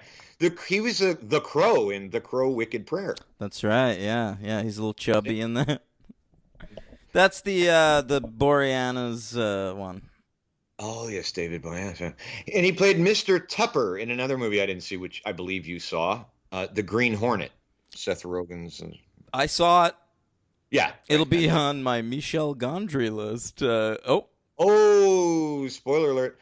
Xander Berkeley, who played the foster dad, was, first of all, I'm just going to say, in fucking tons of Marvel and DC animated stuff. I did not write them down. I wrote only his live action stuff, which is still 5 credits. Wow. What are they? Kick-Ass. He played Detective Vic Gigante. I don't remember him in that at all. Yep. What else? I'm lying. I did write down a couple of animated things. Sorry. But the live action ones are, he played in the 1982 episode of the Incredible Hulk. He played a character named Tom. In 2018's TV series Supergirl, He played Peter Lockwood. Okay. Yeah. And he played Man-Bat in Son of Batman. I love Man-Bat. He played in Superman, Batman, Public Enemies. He played Captain Atom. Is that not the Atom? That's a different character? Boy, I guess that's a different character. The Atom's a superhero. I don't know. DC's so weird. Anytime I hear a DC character that I'm not familiar with, I just assume they're in the Legion of Superheroes. Yeah, all right. Because your boy Brandon Routh is playing the Atom right now in something. He certainly is. He's on Legends of Tomorrow. And lastly, I include this just for you, playing Octo Paganini in The Tick, Xander Berkeley. Thank you. 2 to go. Your favorite character in this movie, Enrique, played by Castulo Guerrera, was in an episode of Lois and Clark. Don't have the character name. And finally, Edward Furlong's friend in the movie, played by the redheaded Danny actor, Cooksey, Budnick. Right? He was also a character named George in a 1988 Superman. Danny Cooksey. I was so excited to see him. Danny Cooksey, he's one of those things, if you were a kid of a certain age and era, he was my everything. Was he not in Big? He was in 100 things. He's not. I don't think he's that kid. I totally thought the whole time that he was that kid. No. Okay. I know him from Salute Your Shorts, man. I don't know him from anything then. But he's in like a ton of shit. Let me just pull him up because there will be a certain type of person out there that wants me to talk about Danny Cooksey. I know it. First of all, still working today. He's got 82 credits on IMDb. I cannot believe it. Wow. But here he is. He was in 48 episodes of Different Strokes as Gary Coleman's friend. All right, he's in Mac and Me. You know I love it. Wait, yeah. He's in Mom and Dad Save the World. He's a regular voice on Tiny Toons. He's in a classic episode of Are You Afraid of the Dark? Love this boy. All right, I don't know him. Yeah. Okay. Never saw that. Okay. T3, let's talk about it. Yes. Rise of the Machines. Rise of the Machines. Not a great movie. Well, we're not giving our opinions. Let me go through the stats I think a little we have a bit. pretty good idea already. I think we let that go. But yeah, let's do some stats. Okay, so it comes out 12 years later for no reason. It's directed by a fella named Jonathan Mostow, who is hit or miss. But he directed one of the great movies of the 90s. Okay, wait. I'm going to pick what you're saying because that can't... No way. Wait. He directed one of the great movies of the 90s. Breakdown? Yes. I know this movie. Oh my God, how have I not seen this? It's got Kurt Russell, J.T. Walsh, and Kathleen Quinlan? Henry, this is one of the great movies of the 90s. Kurt Russell driving with Kathleen Quinlan. Their car breaks down on the side of the road in the middle of nowhere. They run into J.T. Walsh, who's a trucker, who says, I'll take your wife to the nearest truck stop, and she'll call for, like, AAA or whatever. You know? And then Kurt Russell's waiting for her to come back. Where is she? All right. He goes to the truck stop. They don't know the wife. There's some kind of weird conspiracy where some people know what's going on with J.T. Walsh. A cop pulls him over. They search his truck. I don't want to give much more away. You don't. I'm on its Wikipedia page. I'm renting this. This is a classic. I am so renting this. Produced by Dino De Laurentiis. It's like 90 minutes long. The fucking thing doesn't let up for a second. Every minute of this movie is worthwhile. Is that right? So it's all the whole. So is it part like bad good movie or just good movie? No, this is just a legit great movie. Wow. All right. I'm in. I used to be in love with Kathleen Quinlan, and obviously J.T. Walsh is and fucking... honestly, this is my favorite performance Kurt Russell has ever given in anything. Whoa, that's a huge It's this and Snake Plissken. Which is funny because I was going to name his other two Carpenter movies. I was going to say, what about The Thing? The Thing. Yeah, you're right. You're right. I think I'm going to stand by it. Fucking Breakdown, bro. I'm very excited. I'm going to find this movie. Okay. I mean it. I know I say that, and sometimes I can do it. No, this is a Henry movie. You'll love it. That's why it is absolutely a Henry movie. I've seen one. By the way, MC Gainey, also great in this movie. Oh, forget about it. All right. I'll be looking this up during the show. MC Gainey, who pops up in, didn't he pop up in T3? Did he? What was I watching recently? He was like a... We watched him. We just saw him in... No, I know, but I saw him in something else after that. Oh, wow, I don't know. All right, so anyway, Jonathan Mostow, after Breakdown, he directed a movie called U-571. I saw that. That was a letdown for me. Yeah. Well, sure, for you, yeah. I didn't like that movie. I remember I saw that movie with my dad, and I remember... Dad like that. No, he hated it. And really? His big argument, the only thing, his opinion of that movie after we saw it was... that black guy had a perfectly shaved head on a submarine. Really? That was his quibble. That's fucking great. Yeah. He went on to direct Surrogates with Bruce Willis, which is a movie some people like. And then most recently a movie called The Hunter's Prayer, which I've never even heard of. Sam Worthington starring in that. We'll get to him soon. He's great. Yeah. U-571 isn't terrible, but it's kind of boring. Yeah, it's boring. Terminator 3 Rise of the Machines. Okay, so he's the director. We have new writers, okay, and they are John Brancato and Michael Ferris. And the story behind those guys is the rights for Terminator were like held up for years. Okay, so like they couldn't make Terminator movies. Then finally, they formed this new company, partly specifically to buy the Terminator rights. It's called C2 Productions. All right. They get it in their heads, we're going to make T3 and T4 back to back. So they hire a guy named Ted Sarafian to write T3, and they hire a guy named David C. Wilson to write T4. Now, Jonathan Mostow then gets hired to direct. He shit cans Ted Sarafian and hires these two dudes, John Brancato and Michael Ferris, who were his bros in college. Because it's saying on their wiki, that's what I was looking at. Their wiki says they were buddies in okay. Yeah. Wow.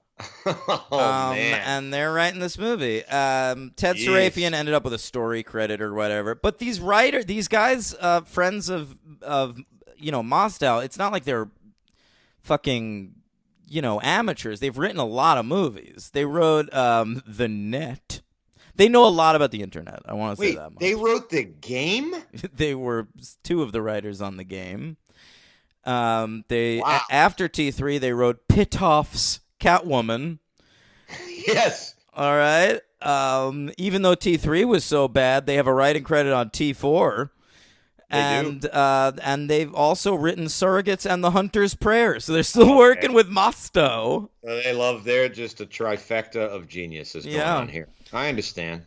Okay, so Arnold did not want to do the movie because he's friends with James Cameron, and in his mind, he doesn't want to do a Terminator movie unless James Cameron does it.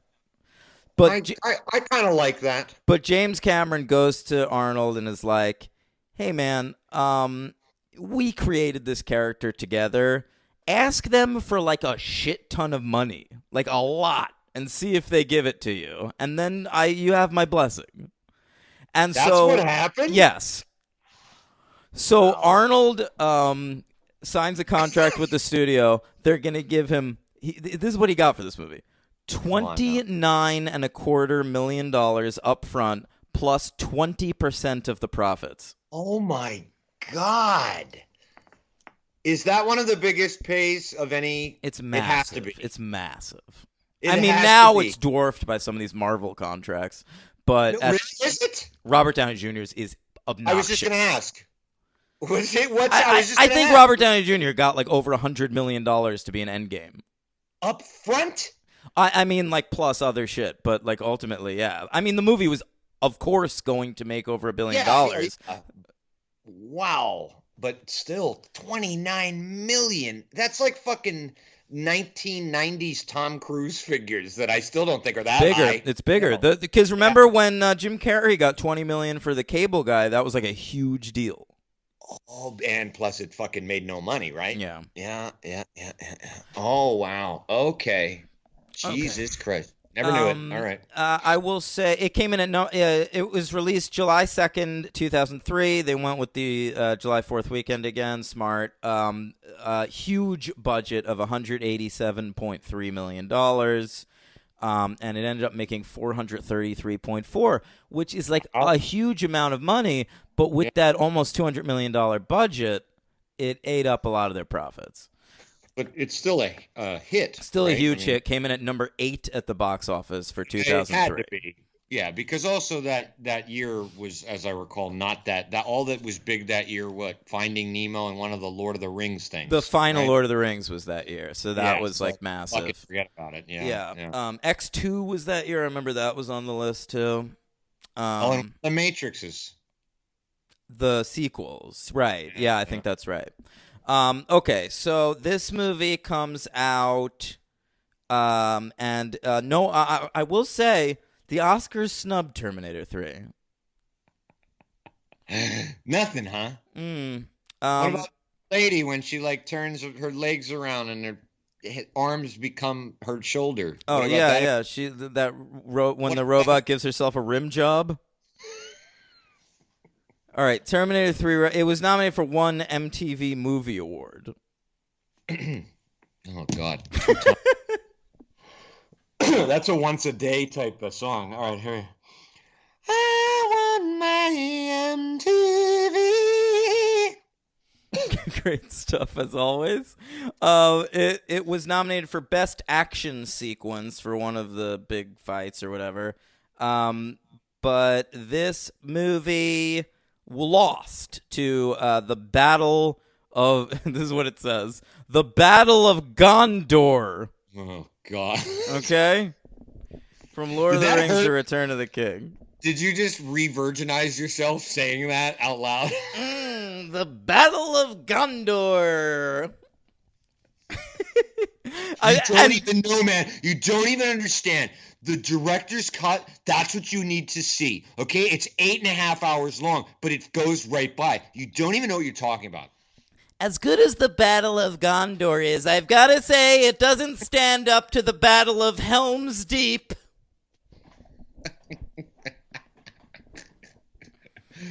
You ever wonder who Tolkien had in mind when he was depicting elves and ents and whatnot? Probably baby-headed guys. Like, was it Andrew Garfield he was thinking about? all right, you want to quick top 10 list real quick? Let's go. Sure. Number 10, The Last Samurai. Mine's Big Fish. Go ahead. 21 grams. X2. Number 8, Owning Mahoney. 21 grams. Old Boy. 7 is School of Rock. 6, Dark Blue. 6 is Kill Bill Volume 1. Heavy Hitters. Kill Bill Volume 1. My number 5 is Willard. Number 4 is City of God. 4, American Splendor. 3, Station Agent. Number 3, The Shape of Things. Number 2, Master and Commander, The Far Side of the World, and my poetry included. My number 2 is Elephant. Yeah, for that poetry story, listen to the Patreon. Yes. The best movie that year probably needs to change, but right now it's still The Fog of War. And mine's All the Real Girls. I was looking at the year, and I will say The Fog of War is not even my favorite documentary of the year. Is that right? Yeah. I believe. I just remember it having a big impact on me at the time. Mm. But I have since seen other Errol Morris documentaries I've liked much more. Sure, so yeah. I don't know. Yeah, Anyway. to me, The Fog of War is a little bit of a minor work for Errol Morris. Capturing the Freedmans, by the way, that's my favorite documentary from that year.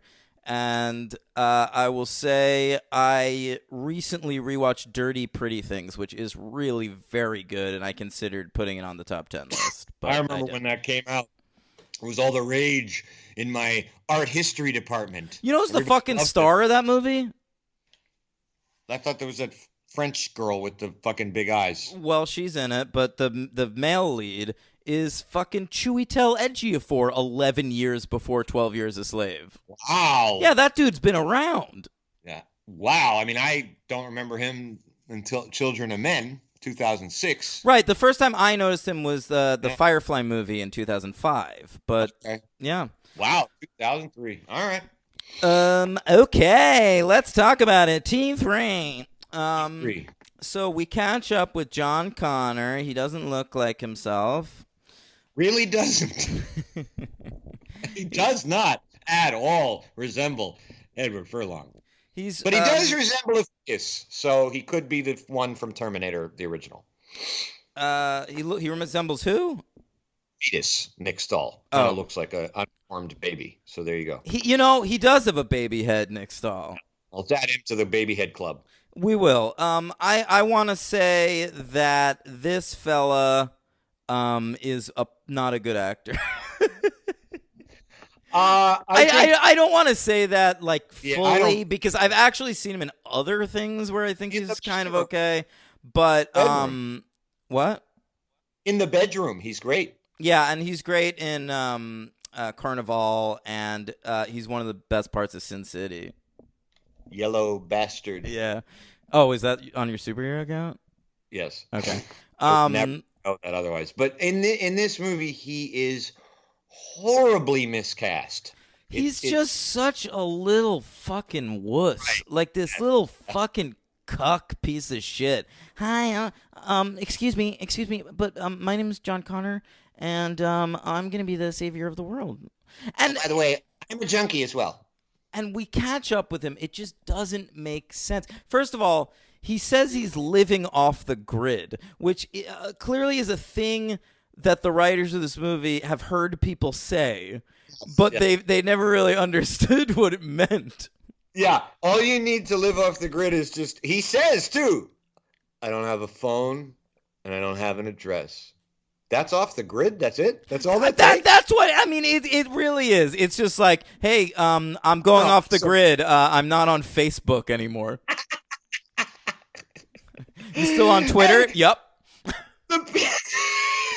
To the point where when in the movie, he asks Schwarzenegger, why didn't you come after me? He goes, because in the future we could not find you. You were off the grid. Oh, my God. Like, wait a minute, Arnold. The fucking futuristic Skynet Terminators couldn't find John Connor because he doesn't have a phone. That's it? But this is the problem with these movies. This is a movie that takes place in 2003 that is about the fucking singularity, basically. Like all the fucking technology in the world becoming a single consciousness and taking over the world. Okay? That's a heady fucking concept. But this is a movie where, like, the writers have been in an AOL chat room once. And that's their knowledge of the internet. Because basically, they set it up like there's a virus taking over the land, first of all. Like, they turn Skynet into a virus in this movie, which I don't know. Is this supposed to be some sort of AIDS metaphor? Because A, you're fucking 10 years too late, and B, it doesn't come off. In 2003, I would say this virus, I never thought about it like that at all, but now that you bring it up, I bet Mad Cow? I was going to say 9/11. SARS? It's Taliban stuff, baby. Yeah. The virus is terrorism. Oh, man. Terrorism. The unseen enemy. Holy shit, bro. That's the metaphor. Okay, so but at a certain point, they're like, we can't stop Skynet. It's made it to cyberspace. And I'm like, of course it's made it to cyberspace. It's technology. That's what cyberspace is. It is cyberspace. Yeah. It's cyberspace. Don't you get that the concept of Terminator is cyberspace taking over the world? I don't know. He's been in a dog-pilled coma for the last, 10 years, right? John Connor? Because he goes, he's dog phenobarbital. How old is he supposed to be in this? Let's find out. Oh, you know what? I know, because, I mean, I don't know how old he's supposed to be in this one, but at one point, he says that Terminator 2 took place when he was 13, which they get fucking wrong, because he's supposed to be 10 in that movie. All right, you know what? Thank you for that. You just retrofitted my memory. That's why all right. That's why I was so comfortable with 13 years old. Okay, yeah. He fucking says it. All right, so they find this guy and send a Terminator from the future to kill him, but this time it's a sexy Terminator wearing red leather, baby. Red leather. Obviously, her breasts aren't big enough, so let's go for visual gag there. That's the worst moment of so many bad moments in this movie. She, you know what she does? It's a police officer, like, pulls her over, which, I mean, who cares? You're a Terminator. Why are you pulling over?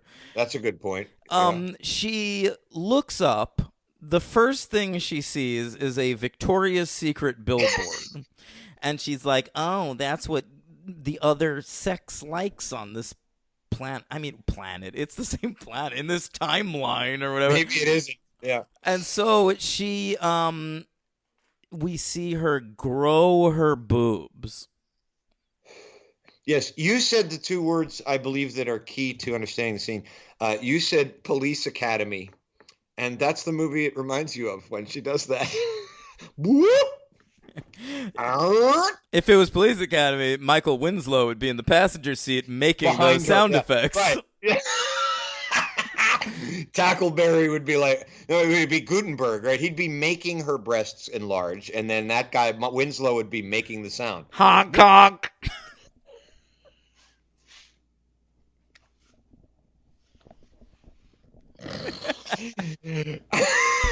All right, so meanwhile, the Resistance sends another Arnold Schwarzenegger. So tiring. It's so tiring. The And- Resistance. Yeah, this is the T-850 model, which looks like the T-800 except about 12 years older. This model resembles more of a guy who's thinking about getting out of acting and running in politics. Right. I'm not sure. Yes, this is the gubernatorial model of Terminator. The Governator, as Jay Leno said. Oh, and that really caught on, man. Yeah, I don't know if he did that. He didn't fucking. So Arnold comes back to the present day, and he needs some clothes because he's naked again. And so he goes into a club, and it's ladies' night. Okay? And he goes up on stage, steals a gay stripper's clothes, a male stripper. Okay? They honestly could have just made a male stripper and left it at that. But we have to have him talk like that. He is flouncing, baby. I mean, he makes fucking Sean Hayes on Will and Grace look like Clint Eastwood. And he's dancing to Macho Man by the... I don't even... was it the Village People? I thought it might have been a sound-alike. Who sings Macho? Oh, you're saying they didn't get the rights or something? Yeah. Oh, I don't know. It could have been like a karaoke version. Right. Kids Bop. Okay. Um, Buddha Mayo presents LA's. Yeah, no, it's good. And so, Rockabye Baby. So, he fucking, he says, talk to the hand, which comes back later when Arnold he gets to repeat that. Talk to the hand. Oh, man.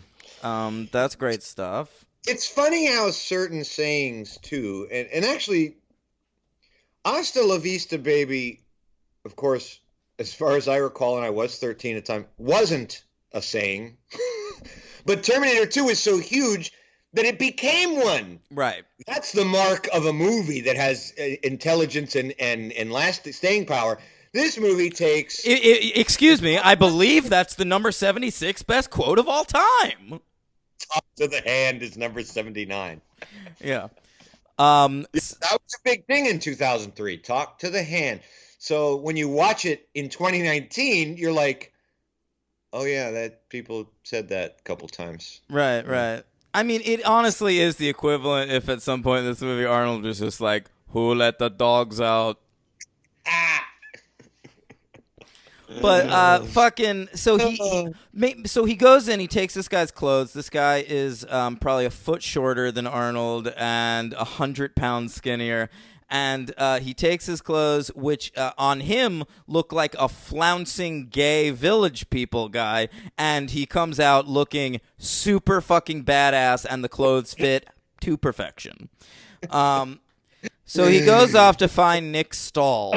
Nick Stahl is somewhere going like, oh, remember me? I'm in this movie too. And Age. Let me out. Yeah. The TX, the Terminatrix, goes hunting after Claire Danes and her boyfriend, killing Claire Danes' boyfriend. Boy, I had forgotten Claire Danes was in this movie. But I was thankful for it because it's somebody that can act. I'll take Temple Grandin. Yeah. Temple fucking Grandin. This was like a weird period of Danes' career, right? It's right, yeah. It's like well past her like My So-Called Life breakout, but like well before Homeland, which was like the resurgence, or Temple Grandin, I guess, like which got her role in Homeland. It's post Romeo and Juliet, broke down palace, angsty blonde. Yeah, like what's teen. she doing around this point? You know what she reminded me of? She reminded me of a better actress wearing a very stiff outfit for the entire movie running, as an analogous situation that they put Bryce Dallas Howard in Jurassic World. Did you just refer to Bryce Dallas Howard as a better actress than Claire Danes? No, I thought Claire Danes is a better actor. Oh, okay. Thank you. Jesus. I said Thought something had gone horribly wrong.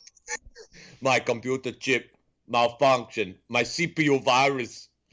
No, like it reminded me of that performance because she's stuck in this like weird fucking Ann Taylor fucking suit, you know, walking around like fucking working girl, and it's silly. She does what she can. My lord. Yeah. So she is told by the Terminator that she is going to marry John Connor, right? Like in the post-apocalyptic future, you know, John Connor is like the head of the resistance, and Claire Danes, I guess, is his arm candy or whatever.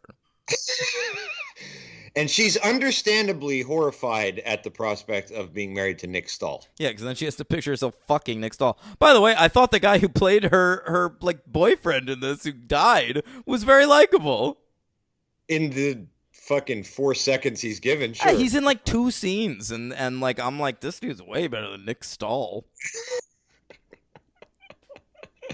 Yeah, it's Nick Stahl. It's one of the more curious casting choices of the 2000s, I would say. First of all, I really feel like you can't have John Connor in your Terminator movie unless you're bringing back Edward Furlong. I really feel that way. I understand. I mean, we're going to get There's got to be a way to do a Terminator movie without John Connor. Why is this character so goddamn important?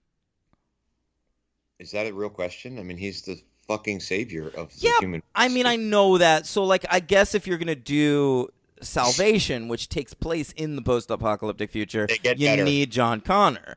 But, like, in this, like, present-day one, like, why couldn't we just have Claire Danes be the lead of this movie?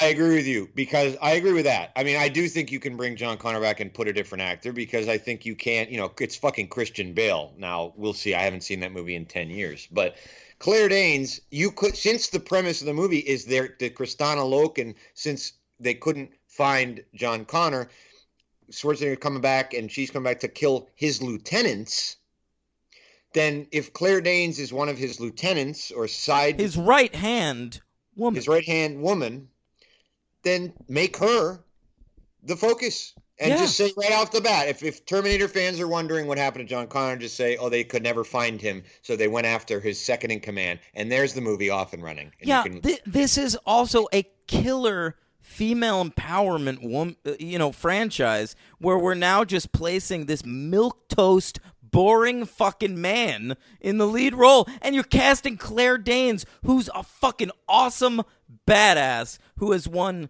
Emmys upon Emmys because she's actually good, and she's just like sidekick in this fucking thing. No, you're right, and I agree with you. And I was two things. One, I'm glad to hear you praise Claire Danes because I actually do like her quite a bit, and I didn't know you did.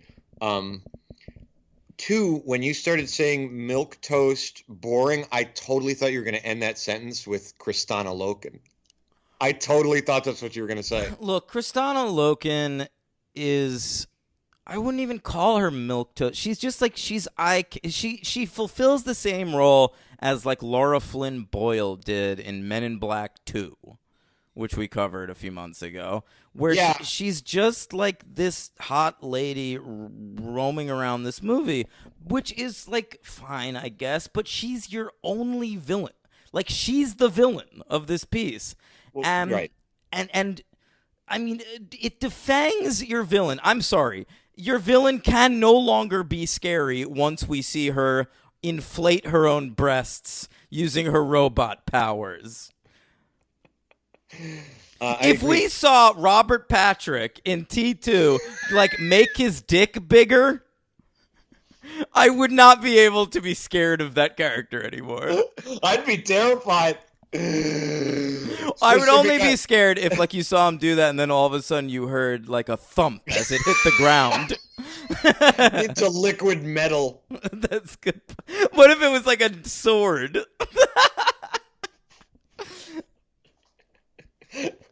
He cannot bring weapons with him into the future, but he has a weapon between his legs. No, she sucks, man. She really does, because She has zero personality. No I mean, charisma. You could have done. Look what the actress who was the girl in Tomb Raider, the remake of Tomb Raider. Vikander? Yeah, look what they do. I mean, she's stunning and gorgeous, and before she even talks, she's charismatic. You know, in Ex Machina, she's a fucking robot. I mean, yes. This one has nothing. She's nothing. I mean, she really is nothing. And maybe this is the place you want to cast someone who can go toe-to-toe with Arnold. Like, if they cast, like, a really big woman, like a strong if they put, like, Ronda Rousey. I mean, like, obviously this was before her time, but someone like that. The Haywire. Gina Carano. There you go. Yeah. I mean, it just makes no sense. She's just this hot lady in this movie. You never buy. I mean, the special effects do all the work for her. And that's the thing that I'm glad you brought that up, because that's the other thing that's unfortunate about this movie. The second movie's coolest thing at the time and still was the invention of that type of Terminator, that this liquid metal was like this amazing. This just looks like an action movie from 2003.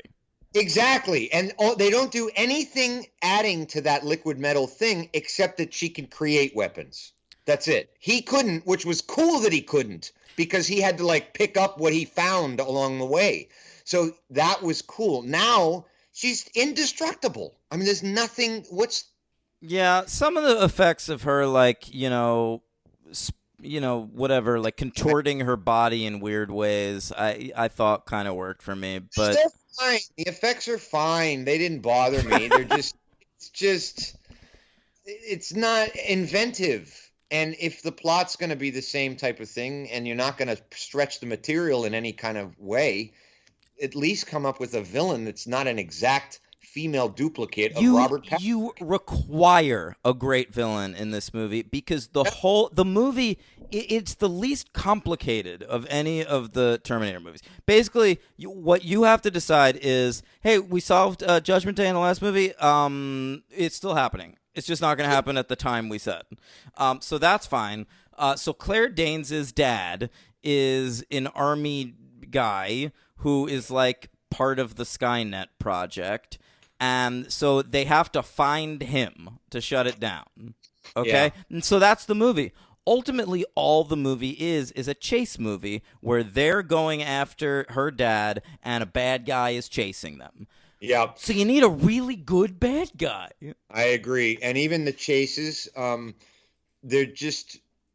it's action movie chases. They're not like Terminator 2, where that awesome chase in the beginning, it's very long and there's no dialogue, but it's masterfully directed and placed and timed. It was so disappointing to me too, as a fan of Breakdown, which has awesome car stuff.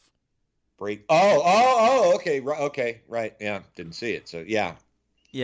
So I mean, they're just after this dude. Every so often, we're checking in with Claire Danes' dad at this lab with scenes that are only watchable because fat Chris Hardwick is in them. I didn't notice that. Yeah, you didn't recognize him because he's fat. Oh my God. Who is he in it? When? He's like one of the lab guys. There's like really? 2 lab guys that follow Claire Danes' dad around everywhere. Yeah. And he's one of them. Oh my God. Wow. How fucking fat was he? Listen, Chris Hardwick at this point was not sober yet. And so he was just this like it's not even chubby. He's fat. He's a fat drunk guy just roaming around this movie. And I was loving every second of it. All right. I would have had I known. Wow. Didn't know that. Yeah. Okay. But he's so great anyway. Yeah. What a piece of shit that guy is. All right. So anyway. Speaking of guests on the show that we could actually probably attain. Hardwick? Are you crazy? We couldn't get Hardwick. He'd totally come on our show in 1 second. No, he wouldn't. Dude does everything. No, he runs his own podcast. He has trouble putting up his own podcast. He does so much. Is that right? Yeah. So I mean, he's married to a model. He's hosting shitty shows. Yeah. I'm a nerd. I'm such a nerd. Fuck you. I that is his most irritating fucking quality. I can't stand that shit. I would argue it was how he tortured one of his ex-girlfriends, but that is annoying too. That wasn't annoying. That was just like evil. Abhorrent? Yeah. Right. Different adjective. Yeah. So the movie goes on. I bet I'll get shit for talking shit about him. There's still nerds out there that like that guy. And they might tune into a Terminator podcast. Whatever. If you like Chris Hardwick, go vote for Trump. All right, so whatever. There's chase scenes. At the end of it, Arnold Schwarzenegger says, "You are terminated," which made me want to kill myself. Yeah. That last bit. Arnold is so half-assed in this, too. He's got one foot in the governor's mansion. You're right.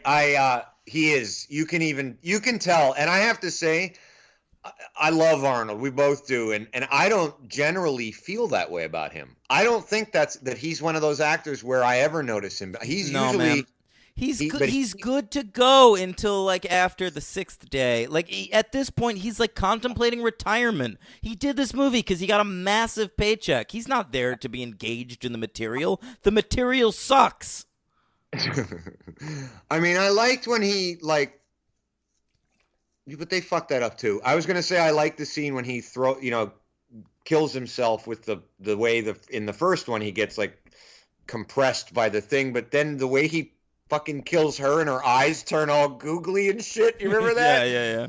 What's he doing here? She looked like a Warner Brothers cartoon. How does it end? Like, what's the last shot? Like, what's the last scene in this? Claire Danes. Oh, I remember. Right. They find that, like, fallout shelter, basically. Like, an apocalypse fallout shelter.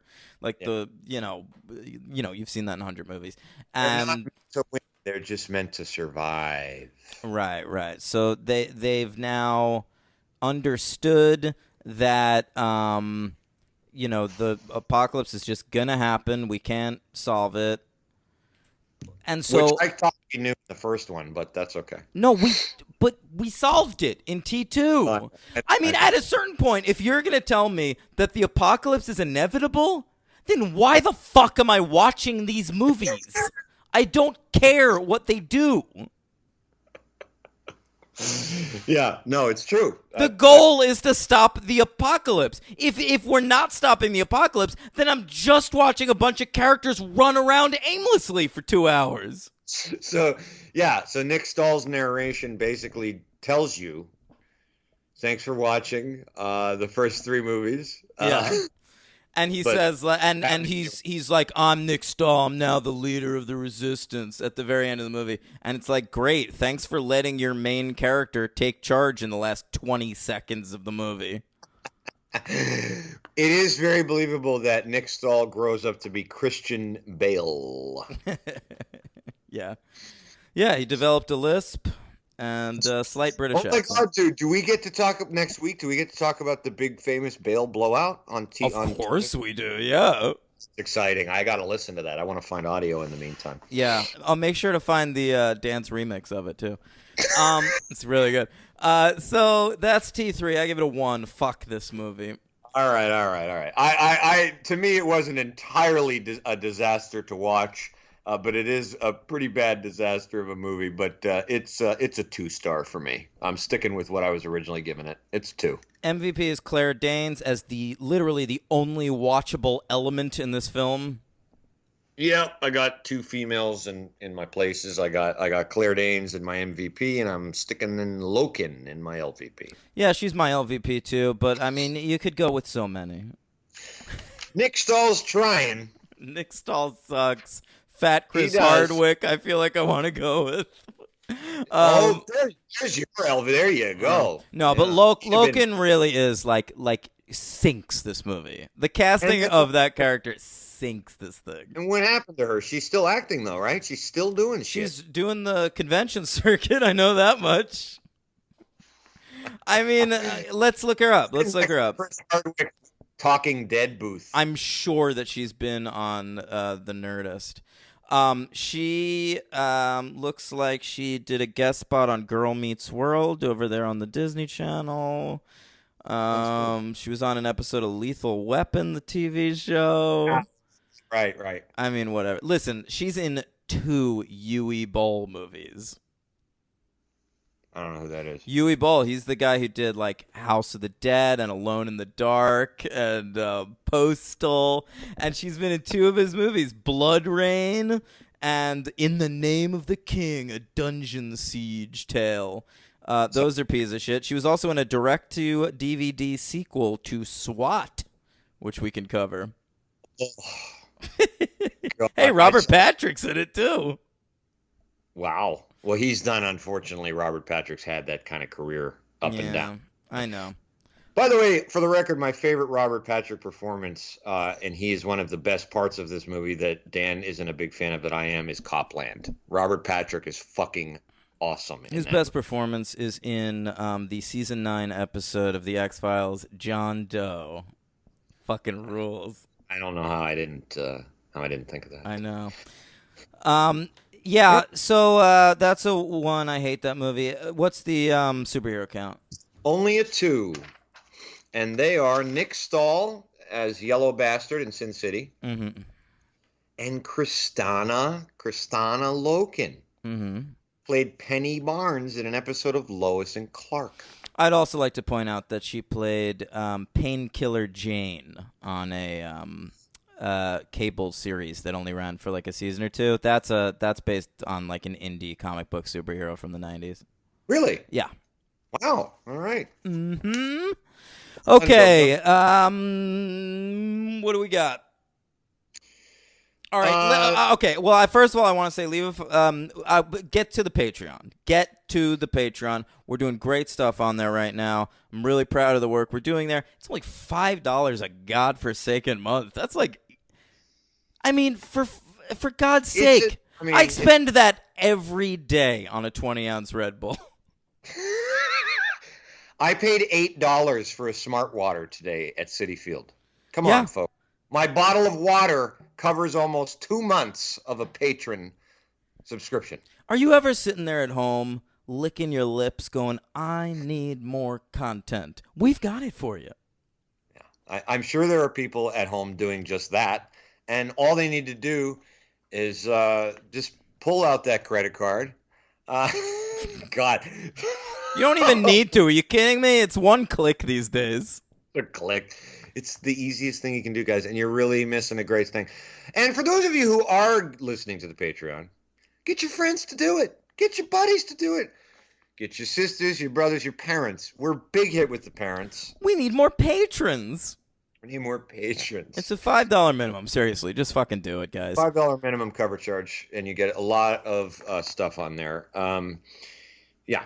Okay, so I want to say leave a 5-star rating and review on iTunes, for fuck's sake. That is a very easy thing that you could do. That costs nothing. That's just a thing that helps us. I believe that's free. Yes. Yeah. Someone left a rating this week, no review. Don't care. You don't have to write shit. Just whatever. I'm all for those kind. I did see one from. Did you see the one from Joel from Australia? No, read it. I will. I'm just pulling it up right now. Here we go. Yeah, at first I thought it was Aussie Scott playing a prank, but I don't think it is. Because that one I read a couple weeks ago from Australia, and I said it was like it was Aussie Scott. Oh, for fuck's sake, Aussie Scott! I got an email from him like 3 days later saying, "Hey, that actually was whatever." Me. He's going above and beyond. Oh, yeah. He's opening up new screen names to leave reviews. Well, if this is to be believed, I think screen it is. Names. I sound like the fucking Terminator 3 script. The AOL guy, Joel from Australia. All right, what does he say? I'll bite. He writes 5 stars, giving Elvis a rest another time. Oh, thanks. Just here to leave a 5-star review for you guys again. So I guess he's left one, but hey. All right, yeah, sure. Fine. Yeah, make sure you're following the show on Twitter at PodFranchise. Follow me on Twitter at LowStakesDaniel. We're having a lot of fun over there. And you can email us at thefranchisepod@gmail.com or henryfranchise@outlook.com. I got a good email from a guy, but I can't remember it. I'll read it next week. Fucking... What else, bro? By the way, that email was from like a month ago, and I just got it. You're never awful. Checked that email. I'm very good with my emails. Folks. I've been better. No, I respond to everybody, and so you feel free to write me. We can have a little discussion about whatever. Yeah. And UK Dave did. I don't have it up, but I'll paraphrase what he did say. He predicted. He said that he can't think of another franchise that was so great and fell off a cliff so quickly as the Terminator. Yeah, can't argue with that. I mean, have I ever given a 5 and a 1 back to back on the same show before? I don't know. I mean, yeah, it's a big drop. That's a big fucking drop. Doesn't get any bigger. Yeah. So speaking of Terminator, next week we'll be covering Terminator Salvation by McG, as well as Terminator Genesis. Who directed that? Who could possibly care? God, when Terminator Genesis came out, I paid no attention. Well, my history with that is easy. I'll talk about it next week, but I already said it. I turned it off. Ugh, Amelia Clarke is in this fucking thing. And Jai Courtney. Jesus. Jason fucking Clarke. This is going to be impossible to get through. It's directed by Alan Taylor. Who's that? He's a great TV director who has had less success in the feature film world. He directed Thor: The Dark World and Terminator Genesis, and then put his tail between his legs and went back to television. He most famously, probably, he directed the pilot episode of Mad Men. Oh my God! Yeah. Wow.